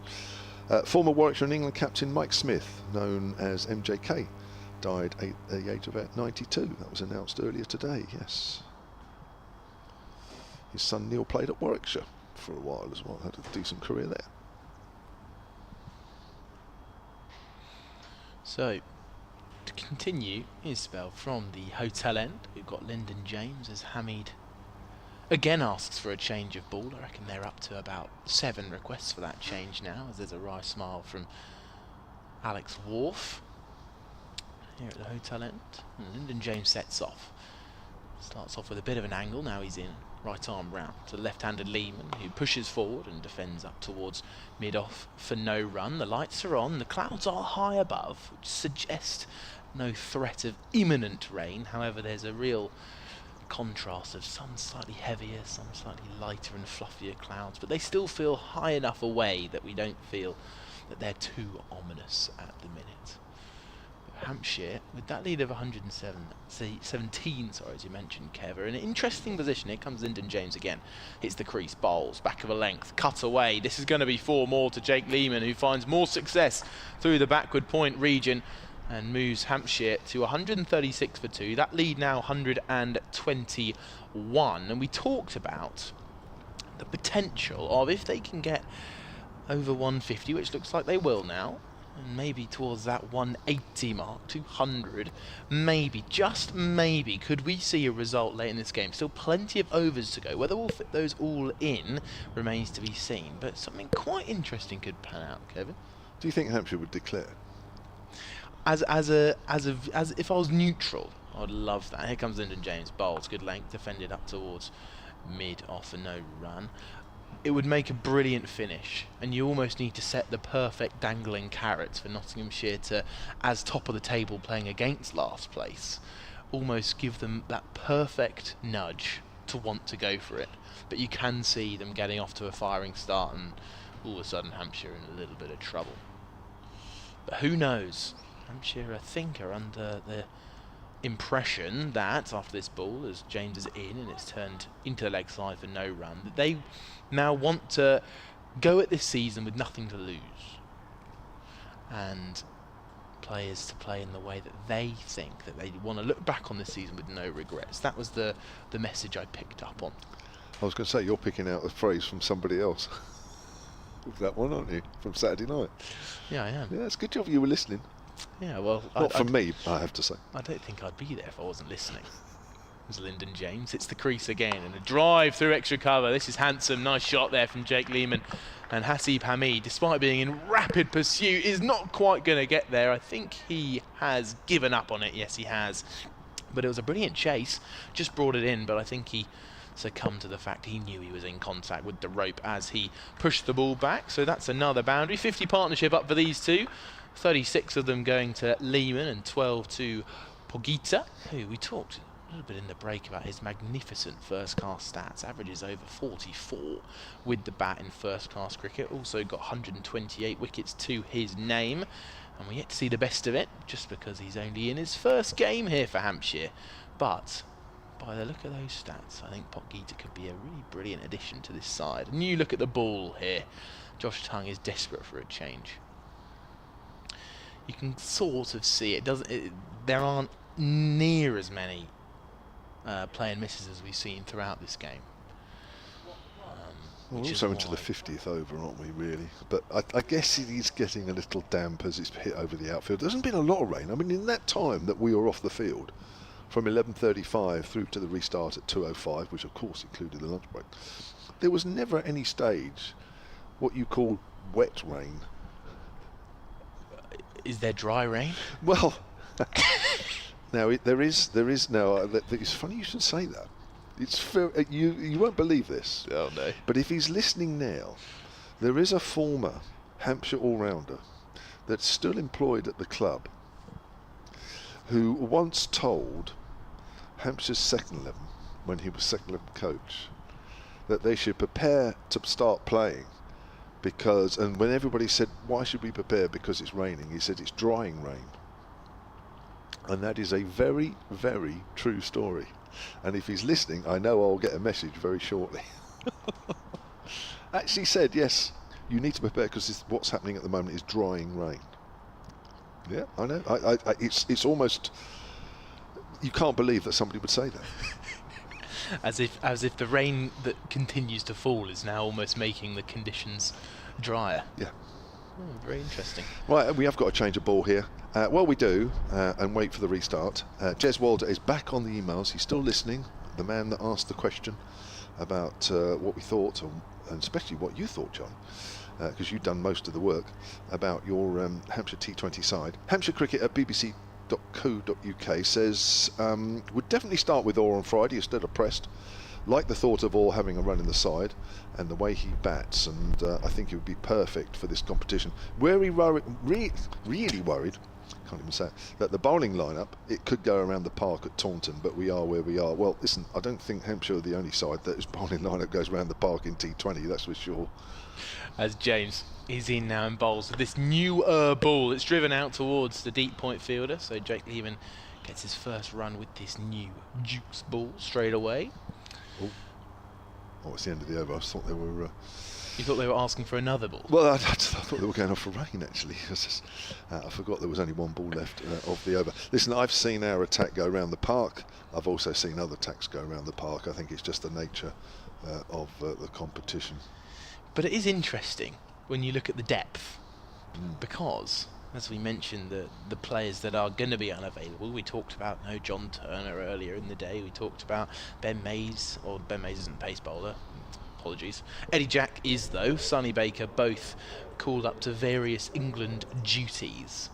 But then when we've got that lineup of, we said it was Chris Wood, Scott Curry, James Fuller, and then Potgieter as the all-rounder, and then of course you've also got Brad Weald, who could come into the side as well. Don Kelly also pace bowler, but we're going to have a change of bowling from the Rod Bransgrove Pavilion end. Fergus O'Neill to take over from Josh Tongue, 141 for 5 at the end of the 50th. Yes, I think basically the side whose attack goes less around the park than others wins the competition, basically. That is some top-tier analysis. O'Neill round the wicket then. As down the leg side, good diving stop from Verena. O'Neill looking to add to his 3 wickets, 3 for 27 from his 15 and a bit overs so far. Another wonderful performance to go with his 5 wickets in the first innings. Yeah, what it is, I mean, I find that competition now just so unpredictable. It really is. And if you get on a run, you basically just got to win half your games, maybe somewhere around there. I mean, I've got to do all that this week and have a look at the stats and all sorts of stuff. But you're gonna get pulverised a couple of times, that's for sure. It's played out on the onside, and there is no run. I mean, nobody. I think Somerset probably have been the best side in the competition for the last couple of years or so, I think. But they're only marginally better. Everybody else, pretty much of a muchness, and it's just on the day. And if you can have more good days than bad, because you will have some bad. Everybody has bad days in that competition. Then you're going to qualify. But it's so tight. It really is. Off the back foot, Leman works it out down to deep backward point, moves on to 70. It does feel like now more than ever in this competition that if you look at all the teams on paper, you couldn't rank them in their individual groups or as a whole, and you're right, it is completely based on which team get on a run of form. And it is actually, and to be fair, most T20 leagues around the world. I mean, you see it with the IPL, where bottom Lucknow Super Giants just will come out of nowhere and beat first place like it's nothing. And they've got probably one of the best teams, but they're bottom. They're not linking up as a team or for whatever reason. Keeper standing up for O'Neill as Potgieter pushes forward off the inside half of the bat as it goes out on the leg side. But I'm looking forward to it nevertheless. It's always good fun, and it's, you know, the atmosphere, of course, is what makes it. And obviously, if your team qualifies, it makes it even more. But yeah, looking forward to a period of that. A couple of games during half-term week here. Hampshire celebrating 25 years of the ground during those early matches. Look out for details of that on the club website. There's O'Neill bowls, and Potgieter's going to take a quick single, sent back there by Leman. Nice early call. That could have been a little awkward had there not been, as Lyndon James was moving slightly to his left. Do you be here for all the games? Some of them, just as a spectator? So I'm definitely here for Hampshire Surrey. Right. Which is that, as you mentioned, that 25 years celebration is, I believe, particularly on that day. Okay. So I'll be here for that one. O'Neill again. Potgieter gets himself into a little bit of a tangle there. Thick outside edge as the ball makes its way down to third man. Got a little bit squared up there. Nevertheless, he moves on to 13, 143 for 5. Just watching this again on the... oh yeah, he's trying to sort of angle it on the leg side and gets a bit of a leading edge. But very square on when he played that one. He's going to keep the strike. The lead now for Hampshire is 128, and there are now a minimum of 48 overs left in the day. Interesting, as we saw a slight ball change. You just talked about Potgieter getting squared up there, and as soon as we see the ball change, we get the fresh Fergus O'Neill onto the bowling. So he's then making the newish ball have a little bit of talk. We've got Lyndon James, who will continue his spell from the hotel end. He's just set off on his run. And it is Potgieter on strike as James bowls, and it's defended in a similar fashion out towards cover for no run. 143 for 5. And it is hard to know what Hampshire are scheming here, whether they are going to be happy just to bat and bat and bat and have these couple of players find a little bit more middle time and settle for the draw against first place Nottinghamshire, or if they are planning something a little bit more devious. Maybe a declaration, who knows. Lyndon James is in again round the wicket. Potgieter defends. Okay, so here's a question. If you were the Hampshire captain in today's game, let's assume that Hampshire sort of, you know, just bat, and we all start to sort of, you know, breathe a huge sigh of relief that, you know, we're not going to have a collapse. And even if we did, you know, it feels reasonably safe. If you were the Hampshire captain, bearing in mind you've lost 3 in a row, you've lost 4 out of 5, would you settle for a draw and say, brilliant, well done, lads? James is in, bowls, and whipped off the hip straight to mid-wicket for no run. Or would you say, do you know what, come on, let's see if we can sneak a few extra points out of this game? It's easy up here, isn't it? It's so easy for me to sit here and say I would set the risky declaration. And I don't know, I'm looking at that 180 mark. I'm thinking maybe if we could rattle up to 180. And I don't think there's time just to put Nottinghamshire in before the tea break, but in comes Lyndon James, left outside the off stump, taken by Carverena standing up to the stump. So if I was Hampshire right now, I'd settle for a draw. You don't want to get it wrong. However, declare it tea, 160 ahead, that's risky.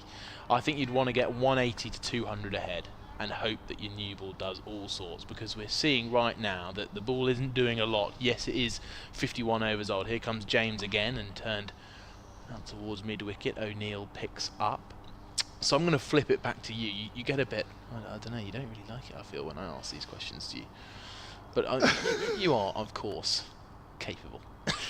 Well, I'm looking at the live table, and if Hampshire come out of this with a draw, there will be 6 points behind second from bottom Leicester, and a lot more points behind third from bottom Yorkshire. James is in, and to leave from Leman. Yorkshire, of course, picking up that win against Surrey, which is not going to help Hampshire's chances. I'm not sure. So this is why I'm not quite sure if that's been put up yet. That's why I sort of didn't quite. I mean, oh no, it has. Oh, actually, it has been put up. Right. Okay. So actually, 8 point. There'll be 6 points behind Leicester, but 31 behind 8th place Yorkshire with a draw, and we are effectively halfway through the championship season. It's not quite, but as good as. Yeah, it's also funny because there's no real Red Bull momentum to be picked up if you do get a win here. I mean, it's going to be great to get that win before the break, but it does feel a little bit risky. 143 for 5. Fergus O'Neill, with the keeper still standing up, bowls to Leman, who clips that away down towards fine leg, and he moves on to 71. Hampshire on to 144 for 5, and the lead up to 129. I think safe play, bat, just bat, and actually we could see a situation where if a flurry of wickets do fall, Hampshire might be forced into being in a position where they will have to bowl at Nottinghamshire this afternoon. You've got to say, with them 5 down, 144, it's possible we might see Nottinghamshire batters back out. O'Neill again, that's flicked away. There is a leg slip in there, but it was flicked away along the ground by Potgieter. So I don't think you ever made your decision. No, because I'm not very good at making decisions, really. That's why I put it all on you, really. I have. And then I just sort of sat back. Then I just sort of sat back and go, okay. No, I disagree. Actually, you sit there with a little grin as you realise what you've put me through. 40 minutes till tea. As O'Neill bowls, and that's off the pad, or is it? Past the diving leg slip. It's gone down towards fine leg. I think that is off the pad, actually. No, it's off. It's flicked the pad or the gloves of Verena behind the stumps. 145 for 5, and that lead is up to 130 now.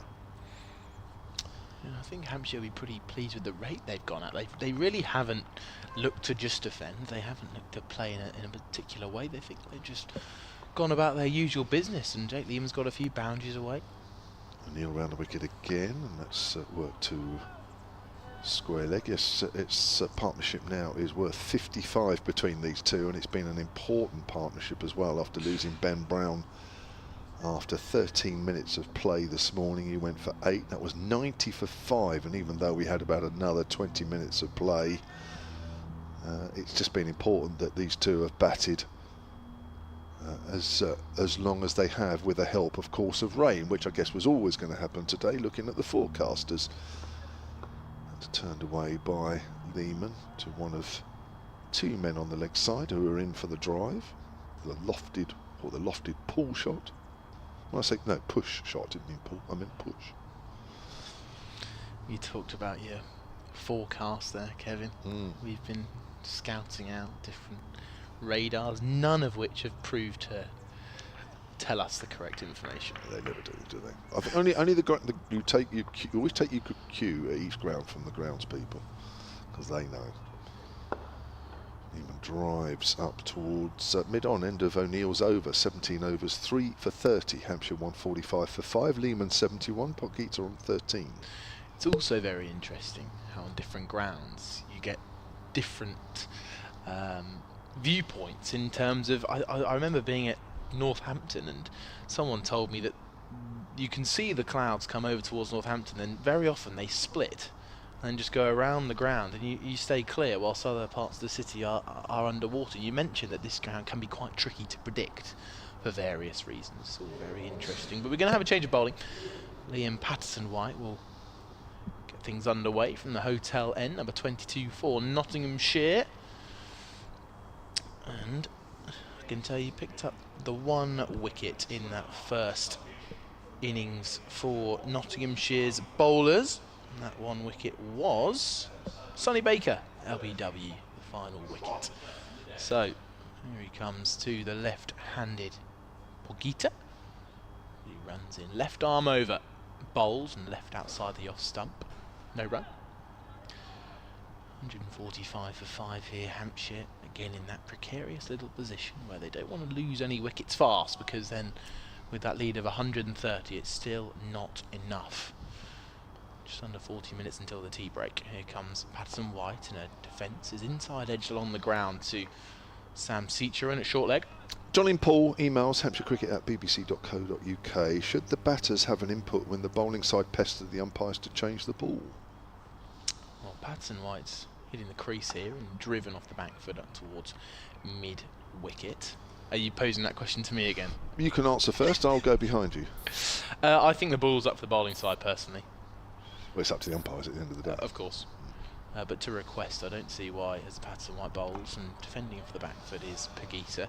It would feel a little bit wrong if the batting team start complaining that the ball is swinging too much. But, well, the bowlers sometimes complain that it's not swinging enough, so maybe the batters should have the right. As Patterson-White is in again and bowls a drive this time out towards deep cover, where Joe Clark will pick up and throw, so another single added. What do you think, Kevin James? Well, ultimately it's down to the umpires. I mean, they are the sole decision makers in that. I mean, I don't have a problem with the fielding side alerting to the umpires and saying, look, you know, what do you think? I don't think there's a problem at all. I'd like batters to have more of a say in bad light. I'd quite like if the batters, I mean, it's obviously if the batters want to go off, they will change what they ask of the umpires. Patterson-White bowls, no drive off the front foot. This has hit the gap actually. It's gone past mid-off, and Joe Clark is coming around from deep cover and does do the fielding, and 2 runs added. But that ends the over, and Hampshire are 148 for 5. Charlie is going to stay on, Charlie Harden, and he's going to be joined by Dave Bracegirdle to take you through the next 25 minutes or so, with Hampshire leading by 133. Thank you, Kevin.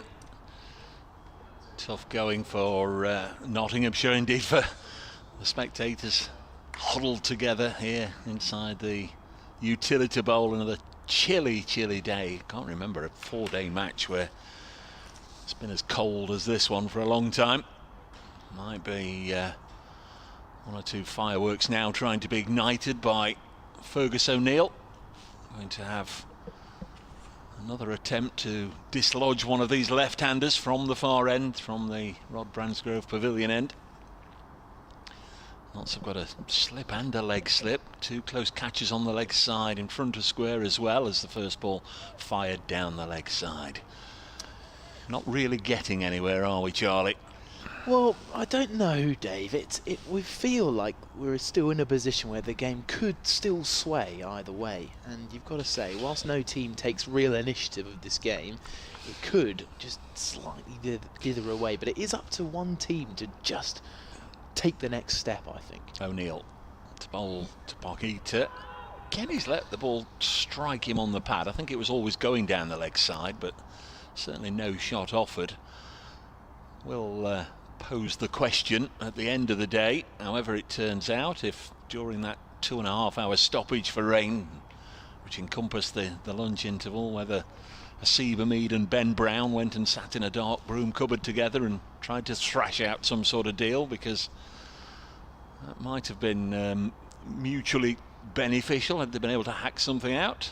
This is down the leg side, and there's a simple take for Verena, but you know, clearly there's not been anything.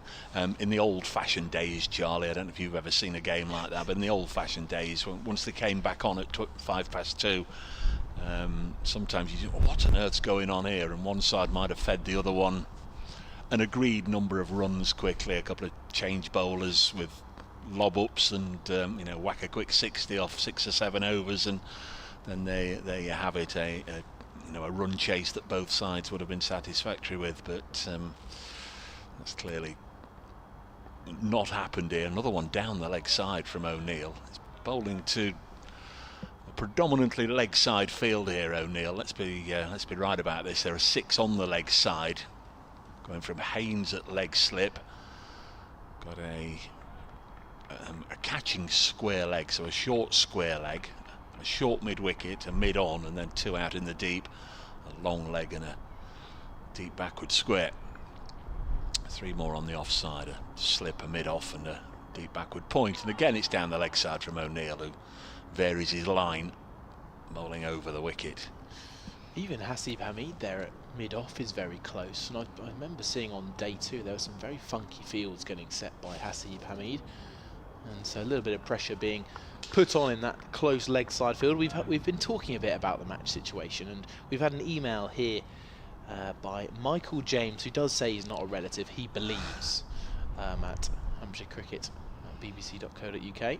O'Neill past umpire Steve O'Shaughnessy, bowls now, and Potgieter just drops it on the leg side. It's a maiden from Fergus O'Neill. He was certainly bowling to a set plan there, the leg stump line, but Potgieter not drawn into anything adventurous. End of the over. Hampshire are 148 for 5. It's just disappeared from the board. How many overs are left? We'll sort that out for you in a moment. I've just seen a slightly puzzled look from Kevin James. I'm worried if he thinks Michael James might be a relative of his. I think he's rejected that. Anyway, he says, "Hello team. I would bat to save the game with the position Hampshire are in this division. A fair point. What do Hampshire need to do to stay up for the rest of the season with the loss of Sonny Baker and Liam Dawson in Red Bulls? Are there any new players due to come in for the championship team?" As Liam Patterson-White continues his over, and it's driven out to deep cover, and Jake Leman sets off for a single, 148 for 5. There aren't any players that I believe are due to come in later for the season for the Red Bull side, but you've got to say it might be worth stocking up a few of the Hampshire areas. But who knows? They just need a couple of players just to set off this season as Patterson-White bowls and defend it out to cover. What would you do, Dave, if you were Hampshire, let's say? I would get their skipper, Ben Brown, during the luncheon interval when we were off for 2.5 hours, to have a word with the Seabermead about setting up a game here. As Patterson-White bowls, it's just deflected out towards fine leg. It popped up almost just past short leg, but it's now dribbling away towards the deep square leg fielder, who has picked it up, and they've got back for 2 runs to Delano Potgieter. I know Kevin's just had a look at the live table, and you know, you're not going to get away from the bottom 2 with battling draws on the last day. You're going to get away from the bottom 2 with wins. You know, that's the commodity in Division 1. Patterson-White bowls, it's just past the outside edge. Good take by Kyle Verena as Potgieter lunges into a defence. Yeah, but it does feel like a little bit of a risk to force a result here, doesn't it? But it does now, but what did we have? We have 59 overs once we started again, didn't we? Patterson-White is in, and it's defended off the back foot into the leg side for no run. I mean, whether there would have been a gentleman's agreement from Nottinghamshire, we will go for this, whatever. I reckon they will go for something if they do bat. Patterson-White bowls again, just past the outside edge. Is this out? Not given by the umpire. Another good take behind the stumps by Kyle Verena. That ends the over, and it is 151 for 5. I think the lead was about 80 odd, wasn't it, at lunch, with 59 overs remaining. So let's, you know, hypothesise we would we will throw you down 100 in 7 overs. And I know that sounds daft, but those sorts of things happened back in the day. We will lob you up enough hittable balls to get 100 in 7 overs. So it'd been 180 in 50. And sort of a gentleman's agreement from Notts that they would go for them, and that's giving both sides a chance. 50 overs against an attacking side. Here's Fergus O'Neill into bowl, and it's turned away behind square on the leg side. And there's just a single 152 for 5. Admittedly on here, and admittedly in this day and age, it's not going to happen, but I'm just sort of saying the sort of things that did happen back in the day. Nottinghamshire, I think they'll be disappointed from the way they started the first session of the match, winning the toss, putting Hampshire in. What did they get? 4 wickets in that first morning session. O'Neill bowls. This is pushed back to him by the left-handed South African Delano Potgieter, who's on 16. That they've not really been able to get any momentum in the game. The weather has played a huge part in that. Also, their batting in the first innings, Nottinghamshire missing out on any batting points. I'm sure they will have felt that Hampshire, a side that have lost 4 of their first 5, the form that Notts have been in. A lot of confident players. They might have been able to go on and just stretch their lead at the top of the table. This is short, pulled away nicely, but fielded by Lyndon James. But the weather has really prevented both sides from getting anything other than a stalemate, and it's looking nigh on a certainty they're going to get 11 points each from this one, and you move on.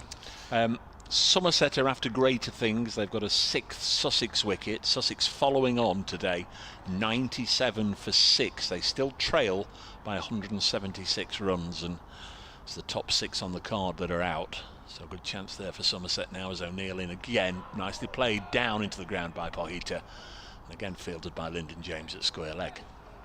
Yeah, I wonder if they should put in a little short leg in for Delano Potgieter. He did do well to guide that down to the ground, and Fergus O'Neill isn't always the one going after the short pitch bowling, but it looks like he might be switching to round the wicket here, I believe. We've had a very quick email from Brian Budd, who says, "Hi Kev, I can't see Hans making a positive declaration. Ingleby Mackenzie would certainly have done so, but he didn't have to worry about relegation. So could you argue that 2 or more divisions encourage negative cricket?" Thanks, Brian.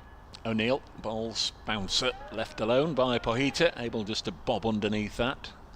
Just a single from the first 5 balls in this over, 152 for 5. So do you think the fear of relegation causes players to block out against top sides more than they used to? I think that moves with your point.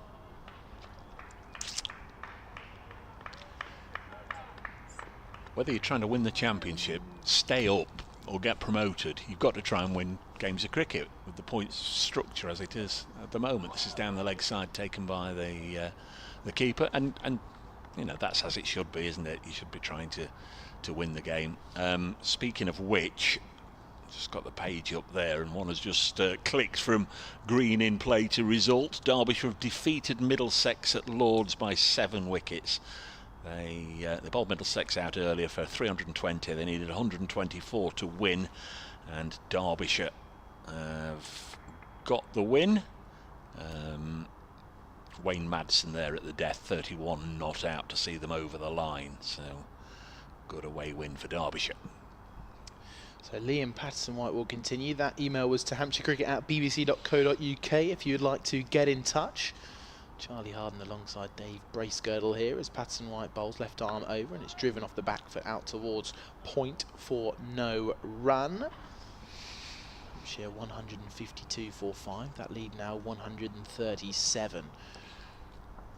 Just over a session to go. Here comes Liam Patterson-White bowls, and again another blocking push off the back foot back to the bowler for no run. Jake Leman continues to look sturdy. 75 to his name.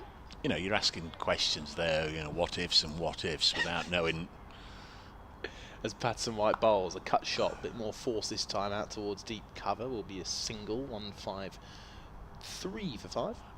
Without knowing what if it is to be that, a morale boosting draw against Notts, will do to restore confidence on the back of, what is it, 3 straight wins. You know, we played well against Notts. We got a draw there. Yeah, we might be bottom of the table after 6 matches, but plenty of time to go.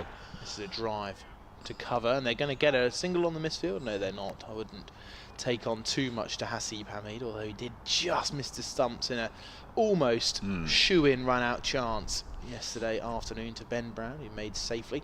Patterson White bowls, and a deflecting defensive goes past slip. It's running out towards the 3rd man boundary, and the fielder is in pursuit. Potgieter will come back for a 2nd run, and it's 155 for 5. Lots of 5s. You know, where we are here, Notts are going to have to settle for a draw and be content with being top. Hampshire are going to have to, by the looks of it, settle for a draw and be content with the way they've scrapped today, and use that as a positive going forward. Yeah, I agree. Here comes Patterson White, and a slog sweep as a top edge. His slip's running after, it's been taken.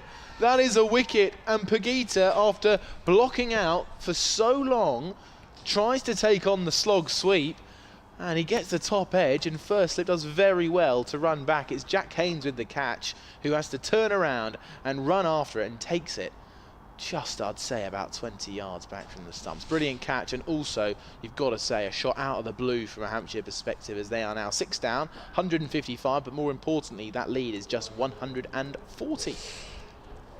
Yes, has that opened any sort of door to getting this game moving back towards a thrilling climax? Let's hope so from that perspective. Another wicket for Liam Patterson-White. That's 21 for the season for him in the 6 matches. Of course, he's heading off now to play for England Lions against South Africa A.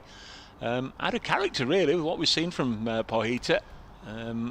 His intent was clear, trying to heave it away through, even over deep mid-wicket, but a little bit of turn, and it's got the outside edge of the bat, and it's flown straight up in the air. That said, Jack Haynes he almost had to do 360 degrees, didn't he, to locate it where it was coming down, and he ran back from slip, and he patched a good catch. That was very droppable, but Jack Haynes, very good fielder, did really well, and it's given a new breath of life, I think, to the game, but certainly to Notts. Felix Organ, who got a first innings half centuries on his way out there, 155 for 6, got 41 overs left in the day. Yeah, Jack Haynes, I reckon he probably did 2 360s. Could have got quite dizzy running back after that ball, but a good catch, as you mentioned. And Felix Organ coming out to the crease, very, very capable, as you said, and he, coming in at number 8, is going to add a little bit more stability perhaps to Hampshire, but you never know what a wicket can do. And it is the end of the over, so it's 155 for 6. That lead 140, so 4 more wickets, and all of a sudden the game is on. Yeah, Leman has been their biggest thorn today. He's 76 not out from 140 balls. Was dropped on 5 last night. There's Fergus O'Neill into bowl. Aussie to Aussie. O'Neill got him out in the first innings. Would love to send him back now. This one's played on the leg side, fielded by Ben Slater. So we're down to number 8 for Hampshire, Felix Organ.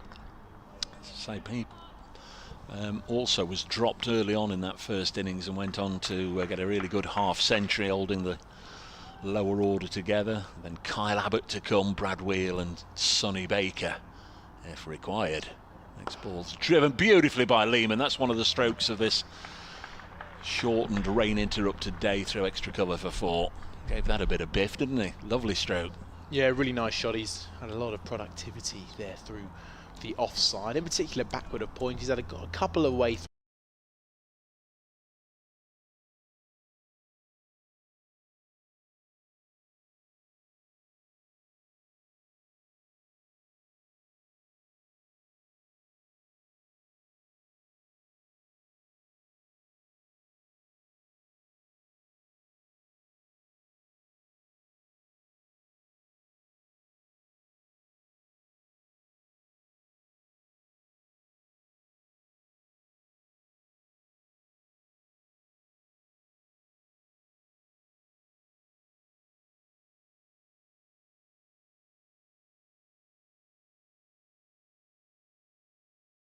That was a very, very brief introduction into rugby union. Never particularly followed the game before or since. certainly didn't play it much more. Josh Tong is going to take over from Fergus O'Neill at the far end.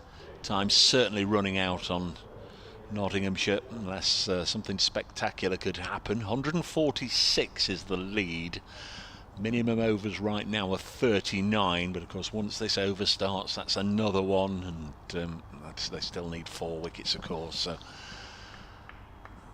once he's bowled 1 ball here, Charlie, Notts would require 147 from 36, but they still need 4 wickets. So I suppose it could happen, 4 wickets in this over. That would be the equation. 147 in 46. 36, I beg your pardon, 36. I still think this is somehow on. It needs something to happen fast, though, as you mentioned. Tong to Leman. He's looking for something to happen fast. Oh, he got a shortish ball there, and I just wonder if it half crossed his mind to sort of play the uppercut. It was there, it was rising nicely outside the off stump, but maybe Notts had sort of preempted that because they'd got Ollie Stone down at third waiting for it, but instead he just flat battered it out on the offside and walked a single instead. 162 for 6 here at Utilita Bowl. I've noticed that you don't put a "the" in there and Kev does. Now I'm don't know, semantics. This is a big debate semantics. here, Dave. Next ball on its way. This is eased into the offside. We very quickly learned, didn't we, that it's not the Ukraine, it's just Ukraine. But I'm not entirely sure here if it's Utilita Bowl or the Utility Bowl. I can actually tell you what I often get told off by the social media team for calling it the Utilita Bowl. Okay. So I've been told it is Utilita Bowl, but I don't think it really matters that much, does it? Utilita we'll go with. Tong in again to Felix Organ, pushes it back to Josh Tong, likes his football, little keepy uppy there from Tong. Oh, forget that. He was doing a keepy uppy, I think, with an imaginary ball because it went underneath him and ran up to Fergus O'Neill. Well, he tried it earlier. He did 3 brilliant ones, Yeah. and tried a 4th, and ended up almost booting it over the boundary with a pretty poor touch there from Josh Tong. But he's got a couple of skills there. He goes back to the top of his mark. A couple of slips in for Felix Organ, that backward point as well. The 2 slips have both taken a catch today as this has eased into the covers. No run, Liam Patterson-White early on, that little 8 over passage of play we had from 11 till 11:35, catching Ben Brown off O'Neill's bowling, and then the over before last from Liam Patterson-White. That saw the end of Delano. Potgieter went for a vicious slog sweep and it skewed up off the outside portion of the bat, straight up high in the air, and Haynes ran back and took a good catch. Another one played to point, and there's no run. Ben Slater doing the fielding. Yeah, and Felix Organ will definitely be looking to try and emulate what he was able to get done in that first innings. And you've got to say, Hampshire just in that, again, still that slightly funny position. There's 1 ball left in the over. We've got 10 minutes now till the tea break. If something's going to happen, it's got to happen soon, Dave. It might be happening at 10 to 5. That's maybe the time that this game is put out of its misery. End of the over. Josh Tong bowling quickly, giving his all, only going for a single. He's got through now 14 overs, none for 36 in this innings, 162 for 6. We've got 38 overs remaining right now. Liam Patterson-White, 4 overs, 1 for 11 to continue. Kev's back. Were you ever privy to any of those lunchtime chats between the 2 skippers? Well, we'll throw you some. More importantly, were you ever out there in the middle, one of the lucky recipients that had some lob bowling aimed in your direction? I don't think I ever did, if I'm honest. If I did, it was only once over a long period of time. Patterson-White bowls and forward is Leman. No, I saw plenty of people that did become beneficiaries of it. I remember taking the wicket-keeping gloves a couple of times when we were giving some runs away. Just thinking that one of the fella umpiring at the far end, Stephen O'Shaughnessy. Oh gosh, he created a record for Yeah, a while, didn't he? I think Pushed he out did. The offside. fastest 100, was it? Something like that, yeah. I think he was the... I mean, he right. will say it was against Sylvester Clark, Curtly Ambrose, but I think he was the recipient of a very fast 100. That's a great memory. He's forward, but he's outside the line. I'm going to look it up because that is definitely... Yeah, I don't know if it was in his Worcestershire days or Lancashire days, but I'm pretty sure, yeah, there was something in the memory books, fastest 100 of all time, but there should, I think, be an asterisk against it. Over the wicket, and Leman works him up towards mid-on.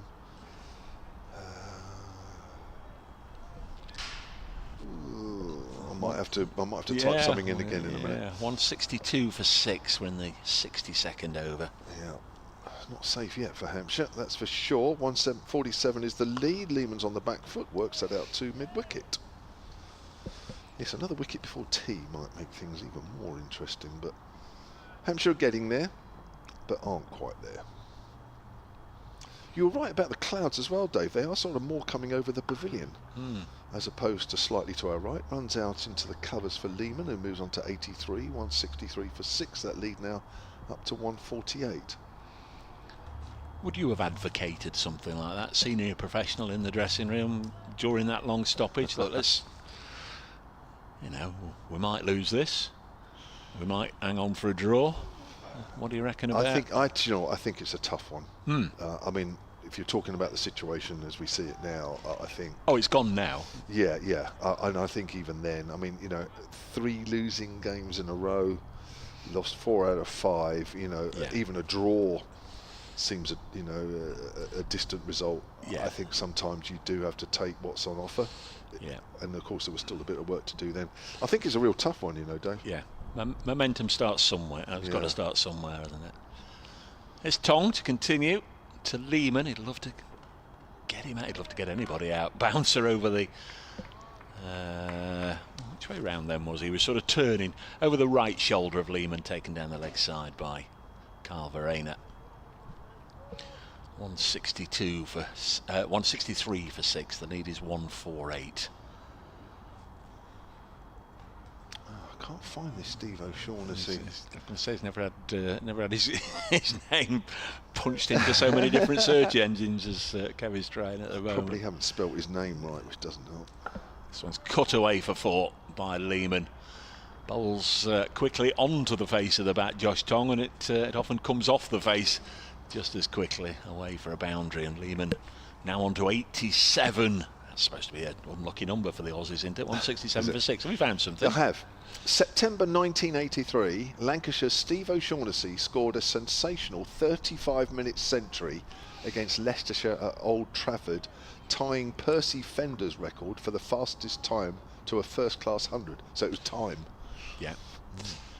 Tong balls again to Leman on 87, deflects this down the leg side. Lyndon James at fine leg keeps them to 1. Does it say who the unlucky bowlers were? Well, no, but I can find that in a minute. But it says, however, the milestone is widely considered an unofficial record because it was achieved in contrived circumstances, with Leicestershire's bowling loosely to set up an early declaration.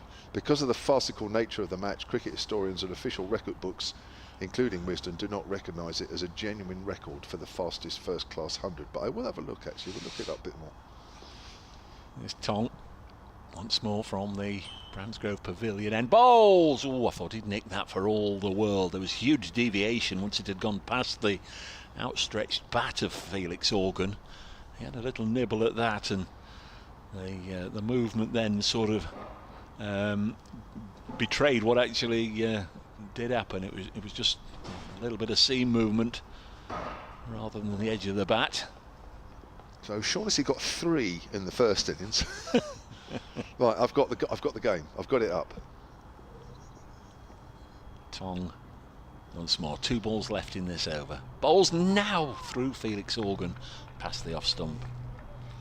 So Les Taylor, remember him? Yes. Played a bit for England. Good seamer for Leicestershire. He was considered far too economical and far too good in that situation because he bowled 1.2 overs 1 for 1, and that was all he bowled. John Steele JF Steele, was it the Right. umpire? 5 overs, none for 13. But then we get into David Gower, who bowled 9 overs, none for 102. And I can't even tell you what he bowled because I never saw him bowl when he played at when he played at Hampshire. 9 overs for 102. It's Josh Tong, past the man we're talking about, O'Shaughnessy. Organ keeps it out, end of the over, 168 for 6. The lead is 153. James Whittaker, Yeah. former England selector.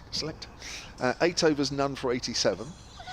And Chris Balderston, remember him, the late Chris Yeah, he Balderston? played football. He did for Carlisle, Yeah. didn't he? Wasn't he one of the last I think so, yeah. players to play pro cricket and pro football at the same time? And I think he was the last one to do both on the same day. Played a day of county championship cricket for Leicestershire and then raced off down the road to play an evening football match. 4 overs, 2 for 10. No, he obviously yeah. was a proper bowler. So David Gower, Steve O'Shaughnessy, we're talking about you, pal. there he is. Good lad, Sean. Yeah. Right, Liam Patterson-White with may or may not be the last over before tea. As Leman works him wide and mid-on, good diving stop. So Leman moves on to 89.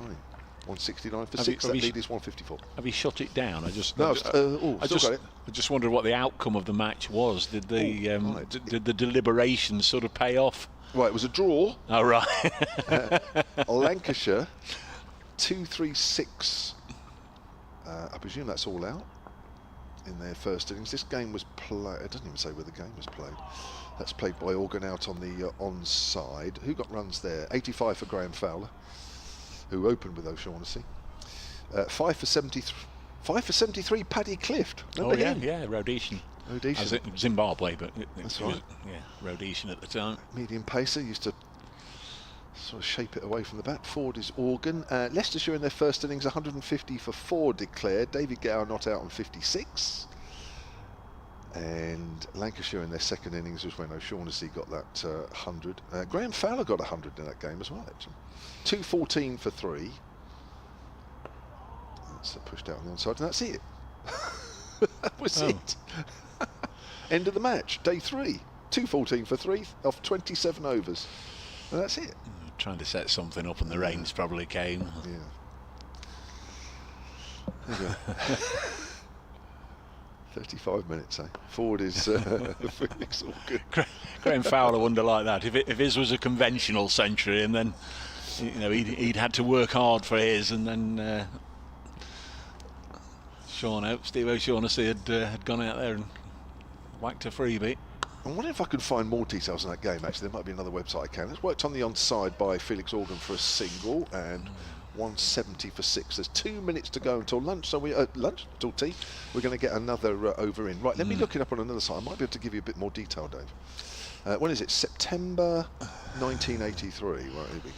This is going to be a 10 to 5 unless the rain intervenes. A 10 to 5 handshake. Pretty sure now. Hampshire 170 for 6, leading by 155. There are 35 overs remaining as it stands, obviously. We'd lose 2 overs between innings, of course, unless that happened at tea. But not still need 4 wickets before they can even think about a run chase. It'll be Josh Tong. Clock showing at 3:39, but there will be time for this over. Organ on strike. They'd missed it a couple in the last over from Tong, who's in now down the leg side, and that's a really good stop from Verena. Don't think it carried on the full. So that match was at Old Trafford. Graham Fowler's second innings 100 for Lancashire was off 68 balls, but it doesn't give O'Shaughnessy's balls faced for his 105.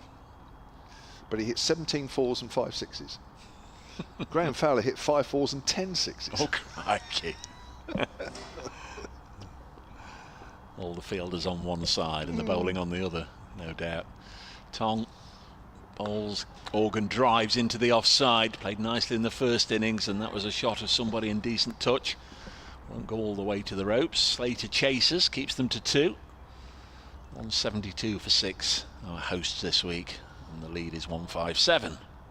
Thank you to Michael James, who sent me the page I was looking at earlier. Thank you to that. Stephen Eason has sent me a Wikipedia page for Chris Balderston. Thanks to you as well.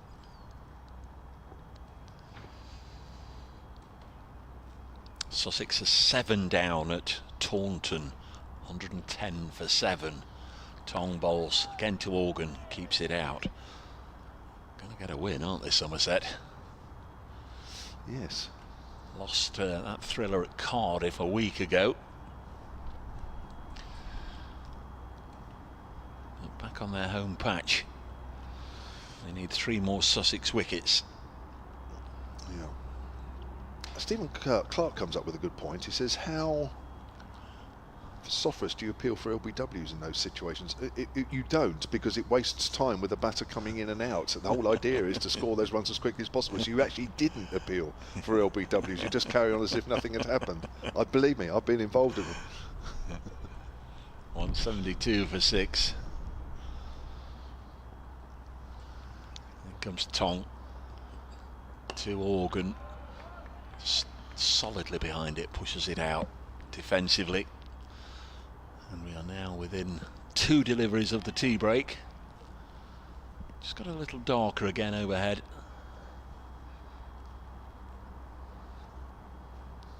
Weather has certainly spoiled this one. We going into today, we'd already lost over 100 overs across the first 3 days. So you know, that's more than a full day's cricket. Tong in again to Organ. He's got a thickish outside edge and will get a boundary.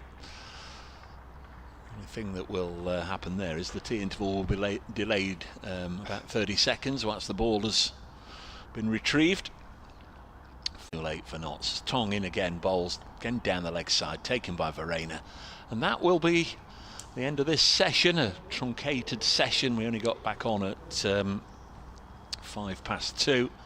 Played through until 20 to 4, and Hampshire have progressed nicely to 176 for 6, leading by 161 with 34 overs remaining. We're not going to get all of those in. Hopefully the weather will stay away and we can play through from 4 o'clock until almost certainly, I would imagine, Kev, 10 to 5 when they'll call it a day. Yeah, I think you're right. Well, maybe the only thing in doubt, and maybe it won't be in doubt, is that Jake Leman might get his first 100 for Hampshire. We'll take a quick break, and as you say, weather permitting, we'll be back in just under 20 minutes.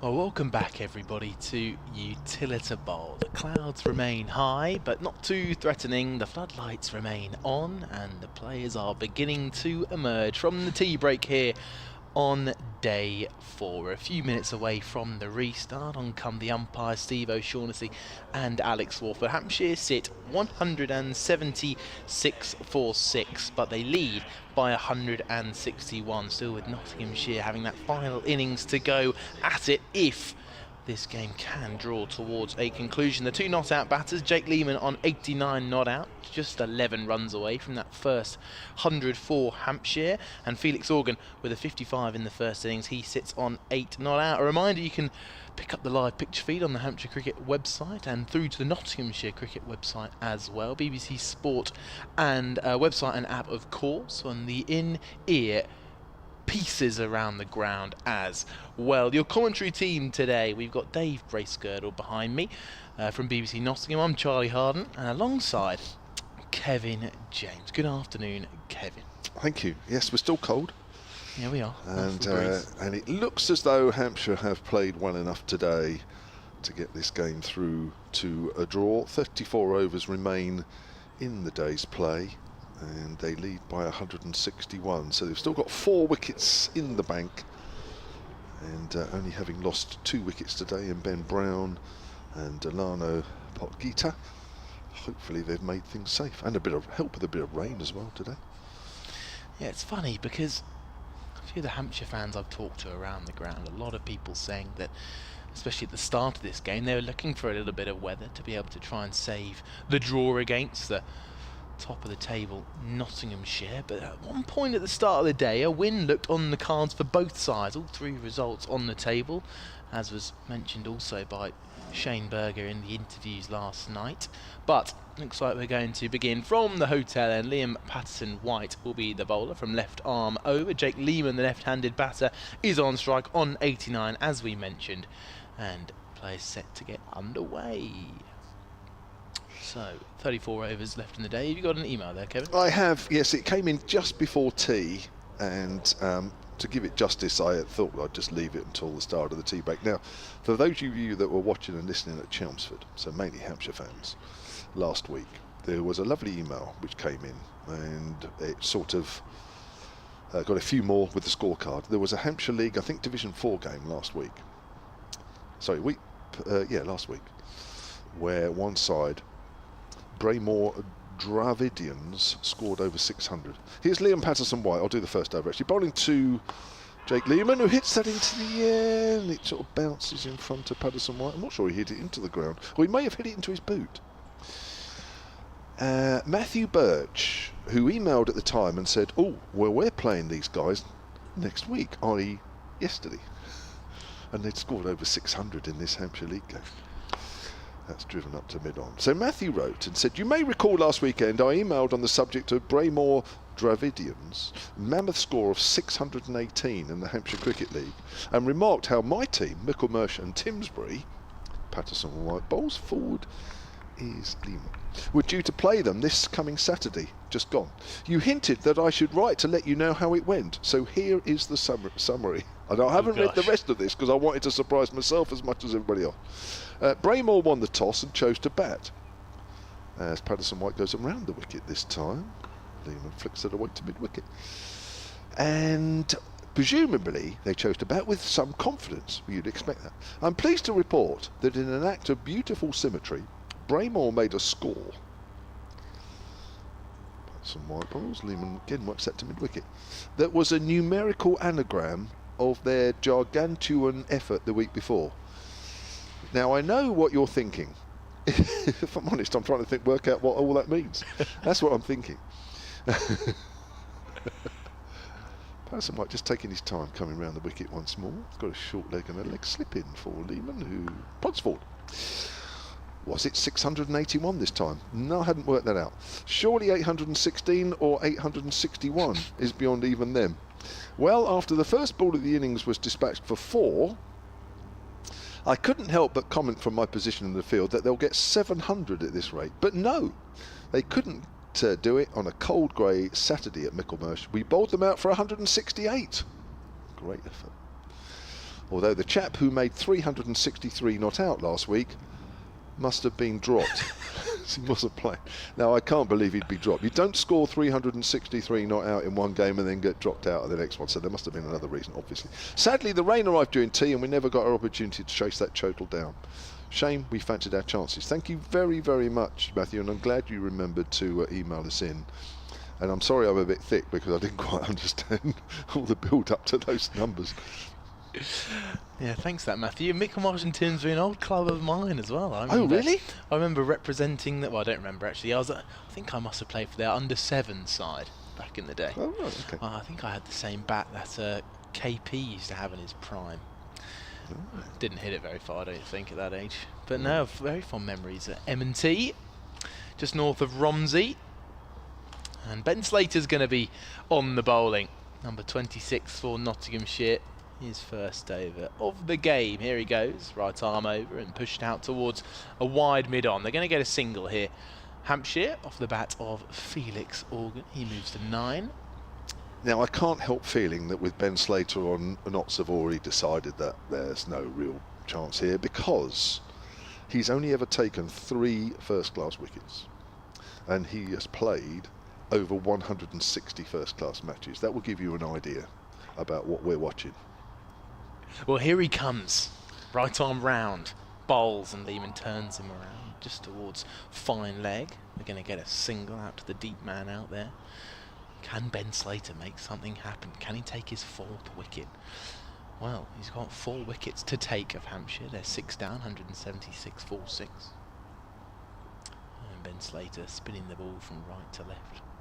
Little puff of air into his cold hands. Here comes Slater, bowls, and forward in defence is Organ. And Leman's got 100 on the line, so I don't think he'll mind facing a bit of Ben Slater, although with 10 runs to get, the nervous 90s, maybe this could be the nightmare for Jake Leman. Who knows? Ben Slater bowls, and pushing off the back foot is Organ back to the bowler for no run, 178 for 6. Well, it's more than passable off spin, isn't it? That's good. He's getting a little bit above the eye line, trying to get the revs on the ball. Here he comes again, past the stumps, bowls, a bit shorter this time and pushed away out towards that deep cover fielder. Joe Clark's going to be grazing out there, and he picks up the ball and throws it into keeper Carl Verena. An extra single, double figures for Organ, and one more ball left in the over for Jake Leman, the left-hander. Round the wicket comes Slater, just running away from the pavilion as he's in now, and bowls, and off the back foot a drive from Leman to end the over for no run. He finishes on 90, 179 for 6 Hampshire. An email here. Now, he doesn't sign it, or she doesn't sign it. I don't know who. Only that the email address is JF Bacon. So there's no signature, so that's all I can tell you about this email. HampshireCricket@bbc.co.uk. It was sad to hear of the death of MJK Smith, who played cricket and rugby at Hinckley in Leicestershire, where I used to live. I remember speaking to him in the late 1950s as he was about to lead an MCC team to Argentina. It was in 1961 at Hinckley, too, that I first saw Hampshire play. Okay. I wonder how many games I've seen them play between then and watching them at Chelmsford recently after returning to live in Southampton in 1962. Unfortunately, I can't quite answer that one for you. As Liam Patterson-White bowls and Organ is on the back. But I'll tell you what I'm going to do. I'm going to have a look at that 1961 game at Hinckley, and we'll just reminisce a little bit. Whereabouts is Hinckley? Hinckley's in Leicestershire. It's part of a bypass at the moment. That there's a bit of roadworks going on in M1, or what have been recently, and it takes you almost through Hinckley if you're going north from here. That's played out on the offside. I'll tell you what, you do the rest of the over. I'm going to look up that game in 1961. I'll take it over then. Liam Patterson-White, and he's got a wicket so far this innings. That was of Delano Potgieter. A slog sweep that was top edge, well caught by a backtracking Jack Haynes at slip. Here comes Patterson-White again and turned into the leg side by Organ, who's forward prodding in defence. And spin from both ends here, Nottinghamshire.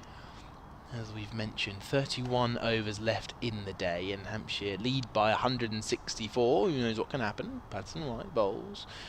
And a drive this time from Organ. You've got to say 2 batters for Hampshire who are batting for themselves, batting for the team, seeing if they can clock up any extra runs, any extra mileage, just to make sure they continue their form. Here comes Patterson White bowling, and it's turned towards short leg along the ground. We've got a slip in, a leg slip, and that short leg which Organ just found for a dot ball. We've got a backward point, a wide mid-off and a wide mid-on, and the 2 deep fielders are deep mid-wicket and deep cover. Patterson White left arm round to the right-handed Organ, who whips it out towards that wide mid-on fielder. Hamid attacks with intent and clutches his back. I hope he hasn't done anything wrong there. I think he's fine, because that ends the over. 179 for 6, a maiden. And the main story now, everybody, the main story that we can take forward here is Jake Leman is 10 runs away from that maiden Hampshire 100. And right on cue, I found that game. Coventry Road in Hinckley in June 1961. It was a 3-day match, and Hampshire won by 10 wickets.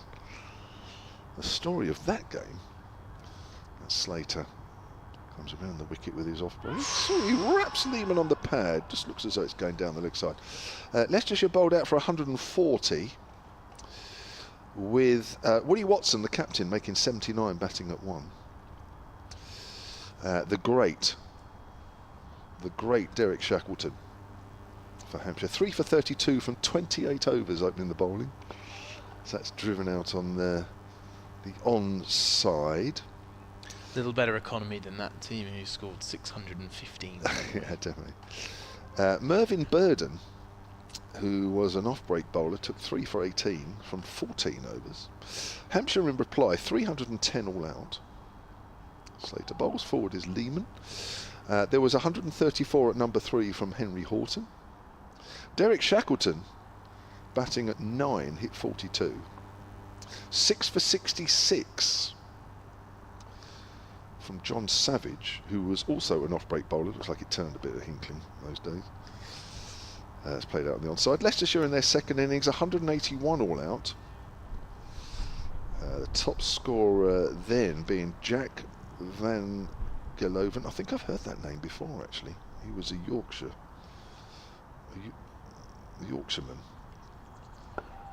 Leman's going to take a quick single up to a deepish mid-off, moves on to 91. And where are we? Going down the scorecard. So he hit 47 in the middle order.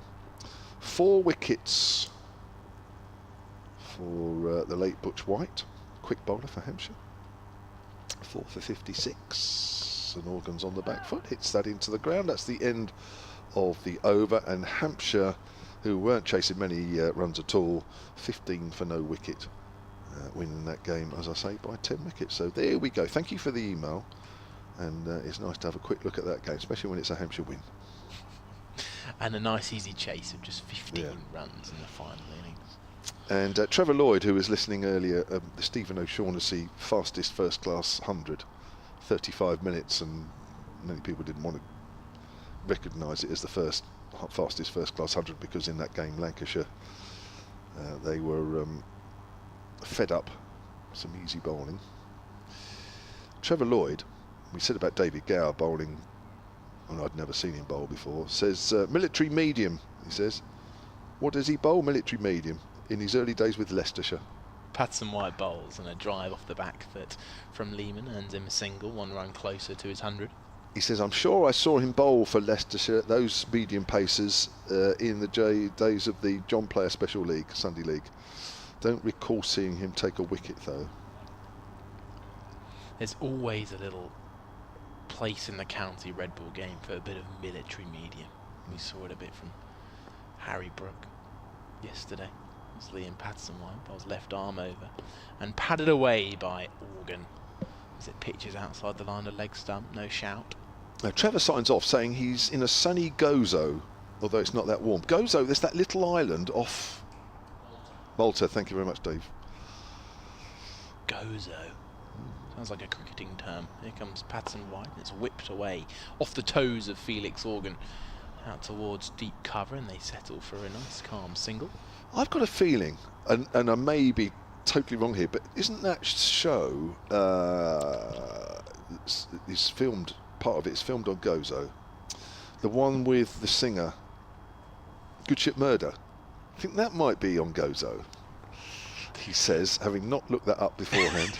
That sounds good. Whipped away off the back foot by Jake Leman. He's going to move to 93 with that one.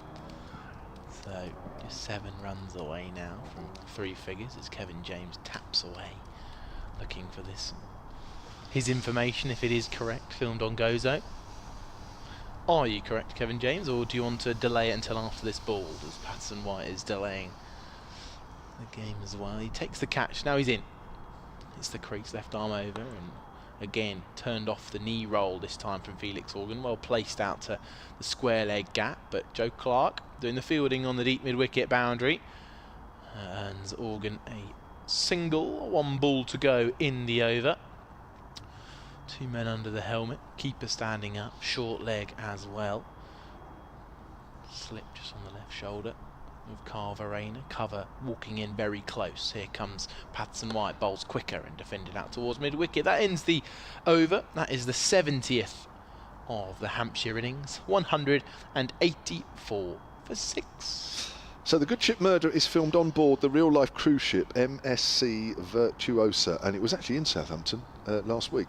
It does operate at Southampton. For off-ship scenes and shore excursions, the production heavily utilises Malta, with locations including Valletta, another unpronounceable, how do you pronounce that? Mahalia and Vitoriosa. It doesn't actually mention Gozo, but I'm sure they do have done some scenes on there. Anyway, as you can tell, this game is meandering now. 184 for 6, and so am I. Here comes Slater from the pavilion end, and Organ pushes that out towards extra cover. I thought you were just going to start reeling off the parts of Malta and then say, and Gozo as well, and I could clearly see Gozo wasn't on that list. So. Well, it doesn't mention it on that list, no, but I think they have done. It sounded very good. Yeah. Here's Slater. That's cut away by Organ, but goes out into the covers where it's fielded by Hasib Hamid. Felix Organ feels as if he could be playing for a bit of a Red Bull role here. Well, what you do is you make sure you're not out in this situation. Indeed. I can tell you. You don't want to get out. He whips that away, wider mid-on. That's a nice looking shot. Real use of the wrists there as he whipped it wide of the fielder. And he moves on to 12, 184 for 6, 173. Yes, because when you're talking about stats come the end of the season, blah, blah, blah, then a couple of not outs, of course, help. And, you know, when you're not facing, well, Liam Patterson White's frontline bowler, of course, but when in this situation where the pressure feels a bit off now and you've got a bowler who bowls a bit part-time the other end, you make sure that you stay there till the end, yeah, for sure. Slater in again and bowls and forward. Dave Allen wants a single. No, says Leman. Dave Allen, Hampshire's former honorary archivist, is on the emails again. It says, my first year as a junior member, and it was Hampshire's 6th successive victory on their way to the title. Did you notice Harold Bird playing in that game? He became an umpire. I didn't know Harold Bird played in that game. Thank you, Dave. That was the game at Hinckley that I mentioned. I'll have a look at that, actually. Organ plays that out quietly on the onside. I think I've still got it up, actually. How silly of me to not notice that. Right, in that game, correct, Harold Bird. Dickie Bird batted number 3. He got 2 in the first innings for Leicestershire, and he got 25 in the second innings. That's another defensive shot out on the offside by Felix Organ. Right, you're having a quick break, Mr. Harden. And Mr. Bracegirdle will come in alongside me. And then in about 20 minutes' time, Charlie and Dave will take you through to the close, which should be at 10 to 5. I think we're pretty certain on that one, which is in half an hour's time. Welcome back, Dave. Thank you, Kevin. Harold Bird. Harold Dennis Bird. Yes. Dear old Dickie, we miss Dickie. Lovely fella. What's rattling through these overs? I just had to check that it wasn't because of the over 8, but no, they're +3, so they're all right there. It's absolutely rattling along here with Patterson White and Ben Slater having a bowl. This is dropped on the leg side. And Sammy Seatron, who's under the lid at short leg, does the fielding. So it's going to be 11 points apiece. They were late going back on after tea at Taunton, but they are back playing again. Sussex 7 down, 30 overs to survive here. The Australian Leman on 93 just blocks this. I was going to say pushes it back to the bowler, but he didn't. Liam Patterson-White had to walk down about 15 of the 22 yards to pick the ball up. In his 10th over, figures of 1 for 18. He bowls now, and Leman just into a little bit of an ugly looking position, played it to leg safely. O'Neill picks it up at mid-wicket, and there's no run. Comes in again, slow left arm. Ball's popped up in the air, and Sammy Citron's caught it, not so celebrating, but umpire Alex Wharf has clearly said not out, and not celebrations, cut short. Just popped up on the leg side, and diving forward from short leg, Sammy Citron got his hands underneath it. That would have been cruel, hard on Leman, but would have been a reflection back to what happened when he first went out to bat last night, when he was dropped on 5 by the same Sammy Citron. Let's hit this one up to mid-on, drags it up to mid-on, and there's no run. 188 for 6. Yeah, it's one of those you've got to be close in to really know, haven't you? Yeah. Not seen, or missed the replay watching the next ball out live. I don't know if we saw, one or not. No, there wasn't. 188 for 6. Patterson-White in again to the Australian, forces it out onto the offside, and we're through the 72nd over of the innings. 188 for 6. Notts have only picked up a couple of wickets today, one for Fergus O'Neill, one for Liam Patterson-White. The lead held by the home side is 173, minimum overs remaining 27, but get through to about 10 to 5, and I think that'll be about that. So we've lost 2.5 hours, but you include the lunch break in that, so we've lost an hour and 50, haven't we, time-wise? Yeah. In play today, so almost a session. Ben Slater will continue. Email here from Ken Bryant, which I'll read out in a moment. Hampshire Cricket at bbc.co.uk. He's in Ashurst, just to our right as we look, as Morgan works that to mid-wicket. He's been looking at T20 teams that are coming up. I know Dave's got his not squad that he thinks for Friday written down. He's shown us that one. Ken has written us what he thinks should be the Hampshire side, or what he thinks will be the Hampshire side on Friday against Somerset. Oh, a bit of bounce to Felix Organ there. Thank you for the nice commentary. You were discussing teams for T20, so here's my thoughts. My T20 team: Hampshire, Ali Orr, Nick Gubbins. Nick Gubbins he's got in there, which is an interesting one. He doesn't play very much in that. Tom Prest, James Vince, the captain, Jake Leman, Ben Mays, the wicket-keeper, which he did, I think, towards the end of last year. Liam Dawson, James Fuller. Slater bowls, and Organ pushes that out to point, and there's no run. Delano, Potgieter, Scott Curry and Chris Wood. He also given us his 50 over team, which is Orr, Gubbins, Albert, Prest, Leman, Weatherly, Mays. Another. Yeah, Potgieter. I'm not sure if he'll still be around for that. Oh, he might be actually. Well, he's around for another couple of championship games, which was in a while's time. It's played on the onside. Dawson, Curry and Chris Wood. He said he's omitted Sonny Baker and Eddie Jack. They're playing for England. Yeah. Thank you. Yeah, well, Mays won't be available for the Blast, will he? No, that's right. So not for the first few anyway. I think we worked it out earlier, wasn't it? The first 4, I think it was. That's a single, which Ben Slater wasn't happy with that delivery. Either that or he's kicking away something on the turf. 189 for 6. Organ moves on to 17. He's seen proper bowlers do that. I got an email here from Gerard Milano, Hampshire Cricket at bbc.co.uk. The Sweeney feature-length film released in 1977. As Leman's on the back foot, squeezes that out to point. Unimaginably. How do you say that? It's easy for you to say. I know. How do you say unimaginably? Something like that. Unlikely. Well, something like that. Entitled Sweeney, was filmed in Gozo. There we go. Thank you very much.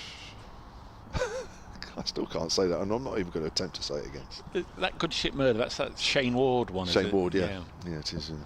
Oh, I didn't realise it was just based in one place. I thought it was, this week we're in Dubrovnik, and next week we're in Paphos, the week after we're in... They say that, but it's still the same place, okay. apparently. Oh, well, you could easily fool an idiot. Liam Patterson-White to bowl. Felix Organ's on 17, 189 for 6. Says turned behind square. Good stop by... Is that the skipper? What's he doing there? Mead is at leg slip. Made a good stop. You can tell it's a Mead without all his other obvious characteristics, mannerisms, features, the floppy sun hat and everything. It's those smeared green knees after he did a bit of a knee slide first thing this morning. This one's pushed into the offside, no run. Fingers taped up as always for Asiba Mead. Missed out in this game, 1 innings and got another duck. It's not been his most prolific 6-match stretch, this, for the captain. As the next ball's pushed back to Patterson-White. I'd still bet a charity sixpence he gets his 1,000 runs for the season, though. Somebody will suffer over the next few months. Patterson-White, good start to the season for him. Bowls, this is whipped out onto the leg side. But, I thought it was whipped out onto the leg side. Ended up with Verena, so whether he didn't get too much on it or not.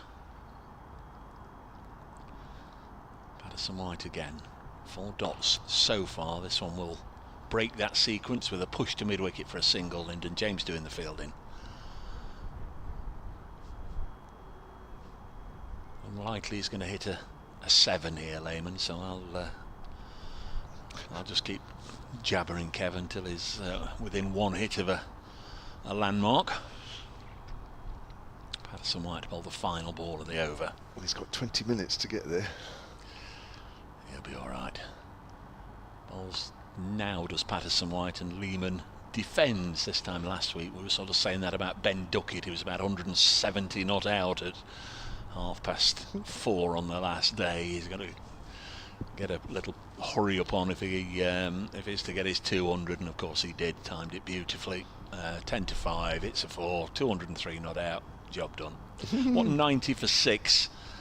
The lead is 175. A game that's been basically decimated by the bad weather. It's been really cold. Been down here many times since the ground opened in 2001. I came, I don't know if it was a 2nd or 3rd game down here. And that must have been 15 or 20 times since. This is far and away the coldest. It's been really chilly. Yeah, well, that's about the norm for us up here. Slater bowls, and that's hit up to bid off by Organ, no run. Madame Blanc Mestres was some of that was filmed on Gozo.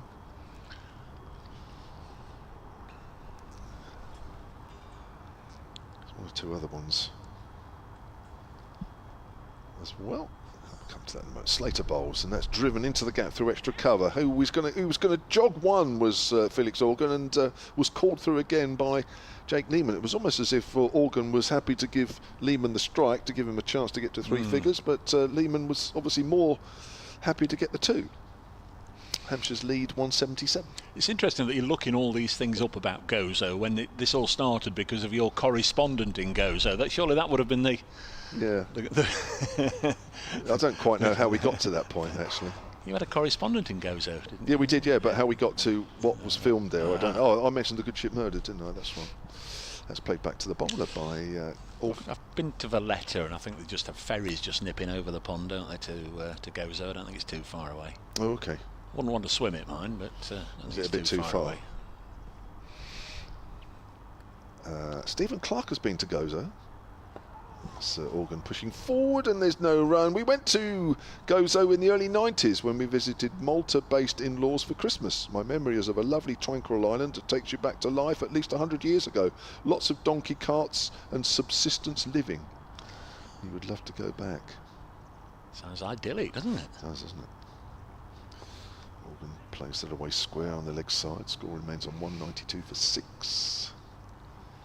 Getting away with this Ben Slater, none for 11. One ball left in his fifth. Graham Reid has emailed about the T20 side. It's driven by Organ to extra cover. Hamid down, does well in this cold weather to get down there like that. 192 for 6 at the end of that over. Graham Reid says the individual who's just given their T20 side has seemingly forgotten about the top scorer from last year, Toby Albert, and also the overseas whacker in Hilton Cartwright.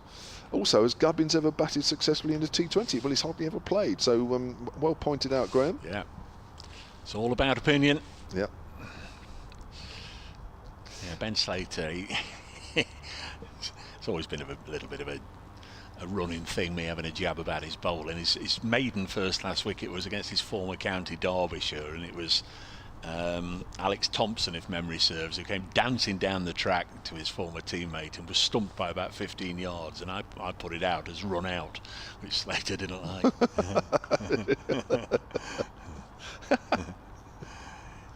Can't be a stumping when he's 15 yards down, Ben. You don't get that wicket.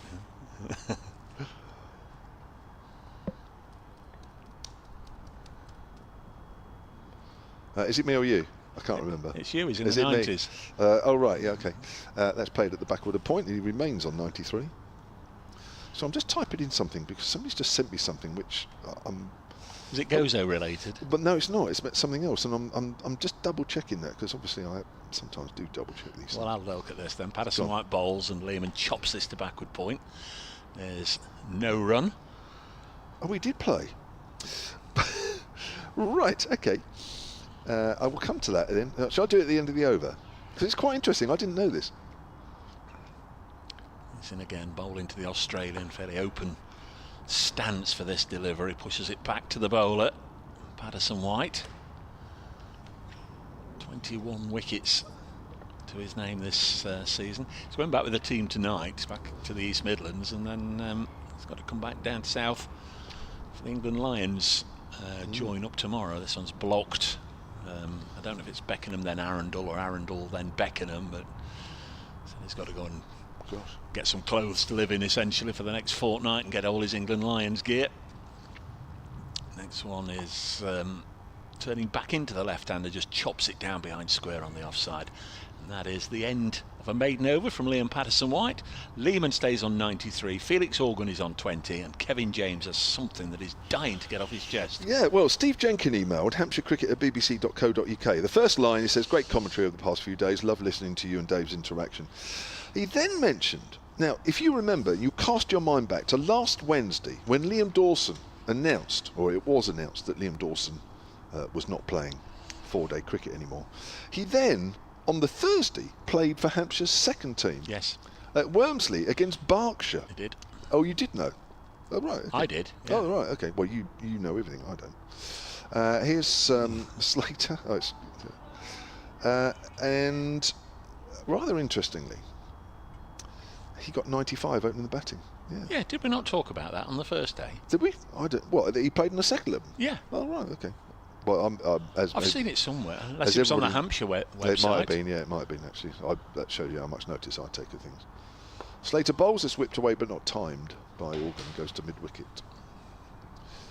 So there we are. He's got to play, of course, because if he's not playing first-team championship cricket, and he's going to be playing some T20 cricket soon, he needs to keep in practice. Yep. So there we are. Apologies, everybody. I'm behind everybody else, as usual, as Organ pushes forward, well forward. Not Taunton correspondent in touch recently. Off for rain again. In Taunton? Mm-hmm. Well, that won't be happening on Friday, I don't think, in the T20. That's 24 degrees. That's driven up to mid-off. Obviously, at the moment, they're getting the rain over and done with, hopefully. You could get water seeping under the covers like it. The Beckenham.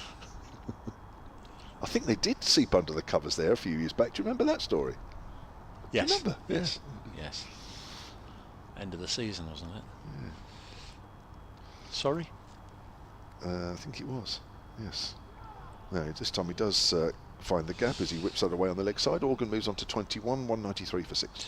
Yeah, they're off for rain at Taunton. They're off for rain at Edgbaston. Both those games, as it stands right now, obviously would be draws. Yorkshire defeated Surrey earlier today. Yesterday, Essex defeated Leicestershire. This one's going to be a draw here as it stands, barring any untoward events at Edgbaston. Notts will stay top. Leman gets a quick single. Seemed to be on 93 for a little while, did Jake Leman. He now moves on to 94. 6 runs short of his first Hampshire 100. Yeah, but he's back on strike, so you've still got him. Okay, thank you. I think it might be might be Charlie Harden's if it happens. Well, yeah, let Charlie. No. You're on. No. We'd love you to be on. We can't, Dave. We need to eke out every last minute of you here, because this might be your last visit here this year. I'm trying to find. It might be my last visit here for a long time. Unless we meet you in the quarterfinals of the T20, well, which makes a change rather than being up at Trent Bridge. Oh no, you're one of the men we don't hear enough of. 94 for 6. This will be my last. Not many people have said that. Well, Dave, I always say that. I'm always shouting your praises. As that's played quietly out on the offside by Leman. So 179 the lead, and we are expecting the teams to shake hands in 12 minutes' time on a draw. Unless Leman's on 99, that'll be interesting. Leman just prods it away again down the pitch. Yes, in a sport that's totally stats dominated, don't think any of the stats from today are going to be remembered by anybody apart from Jake Leman if he gets these 6 runs. He's certainly taken his time, isn't he, over the last 10 or 15 minutes. Works it up to mid-on. There's a single. Moves on to 95. That lead up to 180. That's immaterial now. This game is heading towards a draw. Yeah. Even if there was 4 wickets taken in 4 balls, I don't think we need to worry too much now from a Hampshire point of view. Over the wicket to Organ, who turns it away on the 45 on the leg side. 2 balls left in this over. Charlie's looking up his stats, I can tell, getting ready. Jake Leman. Always prepared is our Charlie. There's a bit of blue sky away to our left, actually. It's the first time we've seen some blue sky today. Well, let's have a 5th day. You've checked out, Dave. You'll be homeless tonight. Let's play back to the bowler. 1 ball left of Patterson White's over. He has the 1 wicket to his name, 1 for 20. Over the wicket, 3 men around the bat, and slightly quicker. Organ works there on the onside. He's going to keep the strike. 196 for 6. The lead up to 181. Dave Bracegirdle is going to be doing a marathon stint for the next 10 minutes. He'll be alongside Charlie Harden. Thank you so much, Kevin. Don't fret, dear listener. Kevin will be back to round up the match in thorough detail. For those of you filling in your scorecards from home, he'll be going through the full cast list from days 1 to 4, so you can fill in your own scorecard at home and have it as complete and as full as his is. Welcome back, Charles. Thanks, Dave. Well, we did have an email about having a little potential for us to keep chatting over the lunch break. Well, we could just set up Kev for the rest of the evening, couldn't we? Just to go past the end of play. Who knows? I'll listen whilst I'm stuck on the Newbury bypass. If it's anything like it was coming down, then I'll be back in the kingdom of Newark about 3 o'clock in the morning. We've got a hold up here for a... Was that a glove change? Who knows, Dave? There's a little bit of confusion out there on the pitch. See if you can get Ben Slater a wicket. I've tried for years. Ben Slater runs in past the umpire, right arm over, and whipped away by Felix Organ, bringing the man on strike, which, you must say, it feels like this game now surrounds around. Jake Leman 5 runs away from 100, and if he can get there, I'm sure Hampshire will be very, very pleased. So Ben Slater, backward point comes inside the circle. Slater bowls and Leman drives straight to cover. A little fumble, but no run. And Ben Slater continues to lob up potentially tasty looking deliveries. Can he set a trap for Jake Leman? 2 men deep on the leg side. Leman on 95. Faces up and turns it into a gap on the leg side. No run taken. Hasib Hamid runs round, does the fielding. He's been incredibly intent throughout the whole game. Hamid. But Leman still on strike, 3 balls to go in the over. So here comes Ben Slater, he runs in past the umpire, right arm round, and a late cut goes out towards deep cover. Another single to Jake Leman as he jogs his way up to the non-striker's end. So Felix Organ on 23 will get the strike back. Yes, he's been more than content to get them in 1 since tee, hasn't he? Yeah, he certainly has been. He hasn't showed any sign of rushing to the landmark. So Ben Slater runs in again. Couple of hops into Felix Organ, who turns it to the mid-wicket fielder. It'll be another dot ball. So we will have 1 ball left in this over. As Ben Slater comes to the end of his 7th, he switches the angle. He's now coming over the wicket to the right-handed Organ. There's 1 slip in place. Here comes Slater. It's the crease, bowls, and Felix Organ just dabs it down into the offside. So a dot ball to end that over from Ben Slater. Leman will have the strike on 96, and it's 198 for 6. He's done a very good job, actually, Ben Slater. Have a little bit of fun with him from time to time, but he's done well here. 7 overs, none for 15. He's asked questions. He's put the ball in good areas. He's certainly not sent too much loose stuff down to be punished. It's just completing the formalities here. It's the cricketing equivalent of dotting the I's and crossing the T's. Leman's century is the cherry on top of the cake for Hampshire in this closing few minutes. He's on strike now, and as one of my hosts this week, Charlie, see if you can get him there. Here comes Patterson White then. Continues over the wicket. It's defended out towards mid-wicket. Will be no run. So Leman, 4 runs away. That 1 boundary shot. But we could easily see him just get there in singles, couldn't we? Who knows? Patterson White. Again, over the wicket, bowls, and a flick through the leg side. Could this be it? It's going away to the boundary. There it is. Jake Leman gets through to his 17th first-class 100 and his first for Hampshire. He's got both arms raised. He hasn't yet taken the helmet off, but he has a hug with Felix Organ, his Hampshire teammate, and he celebrates a fine 100 here in the 3rd innings of this match. And it is 100 off 198 balls. And it's taken him 268 minutes. It's 200 up for Hampshire, and a masterful knock from Hampshire's star man, Jake Leman. Yeah, very impressive. Done really well. As Patterson White bowls, and this one turns, and it's well dug out in the end by Leman. Yeah, 11 fours in that knot. Was dropped early on, but not many people will remember that now. There's no sort of column in your own personal career stats to say how many times you were dropped, just how many hundreds you get. This time he pats it away out towards point for a dot ball. Yeah, he wasn't too over the top with his celebration, as you'd suggest it, with the game panning out as it is. It's turning into a little bit of a slow old draw here. I sense it'll mean a lot to him, actually. Oh, for sure.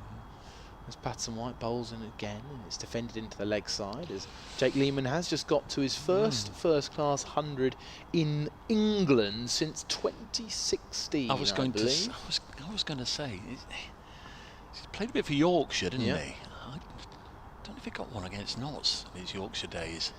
As Patterson White bowls and defending back to the bowler is Leman. So I can tell you, actually, maybe not, Dave, that he just got the 100 for Yorkshire in 2016, and I think it was against Somerset, that 1 ton.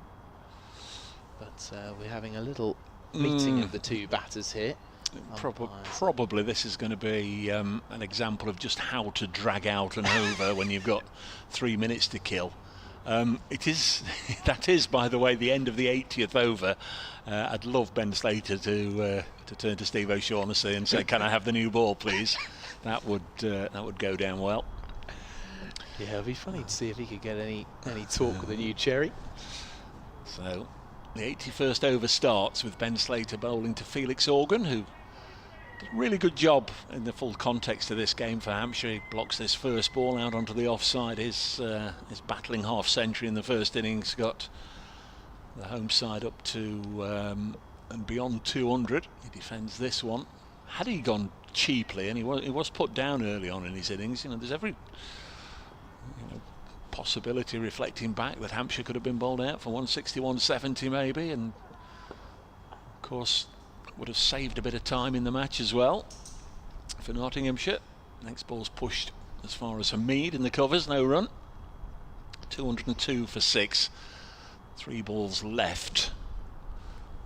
Make it about 12 minutes to 4 o'clock.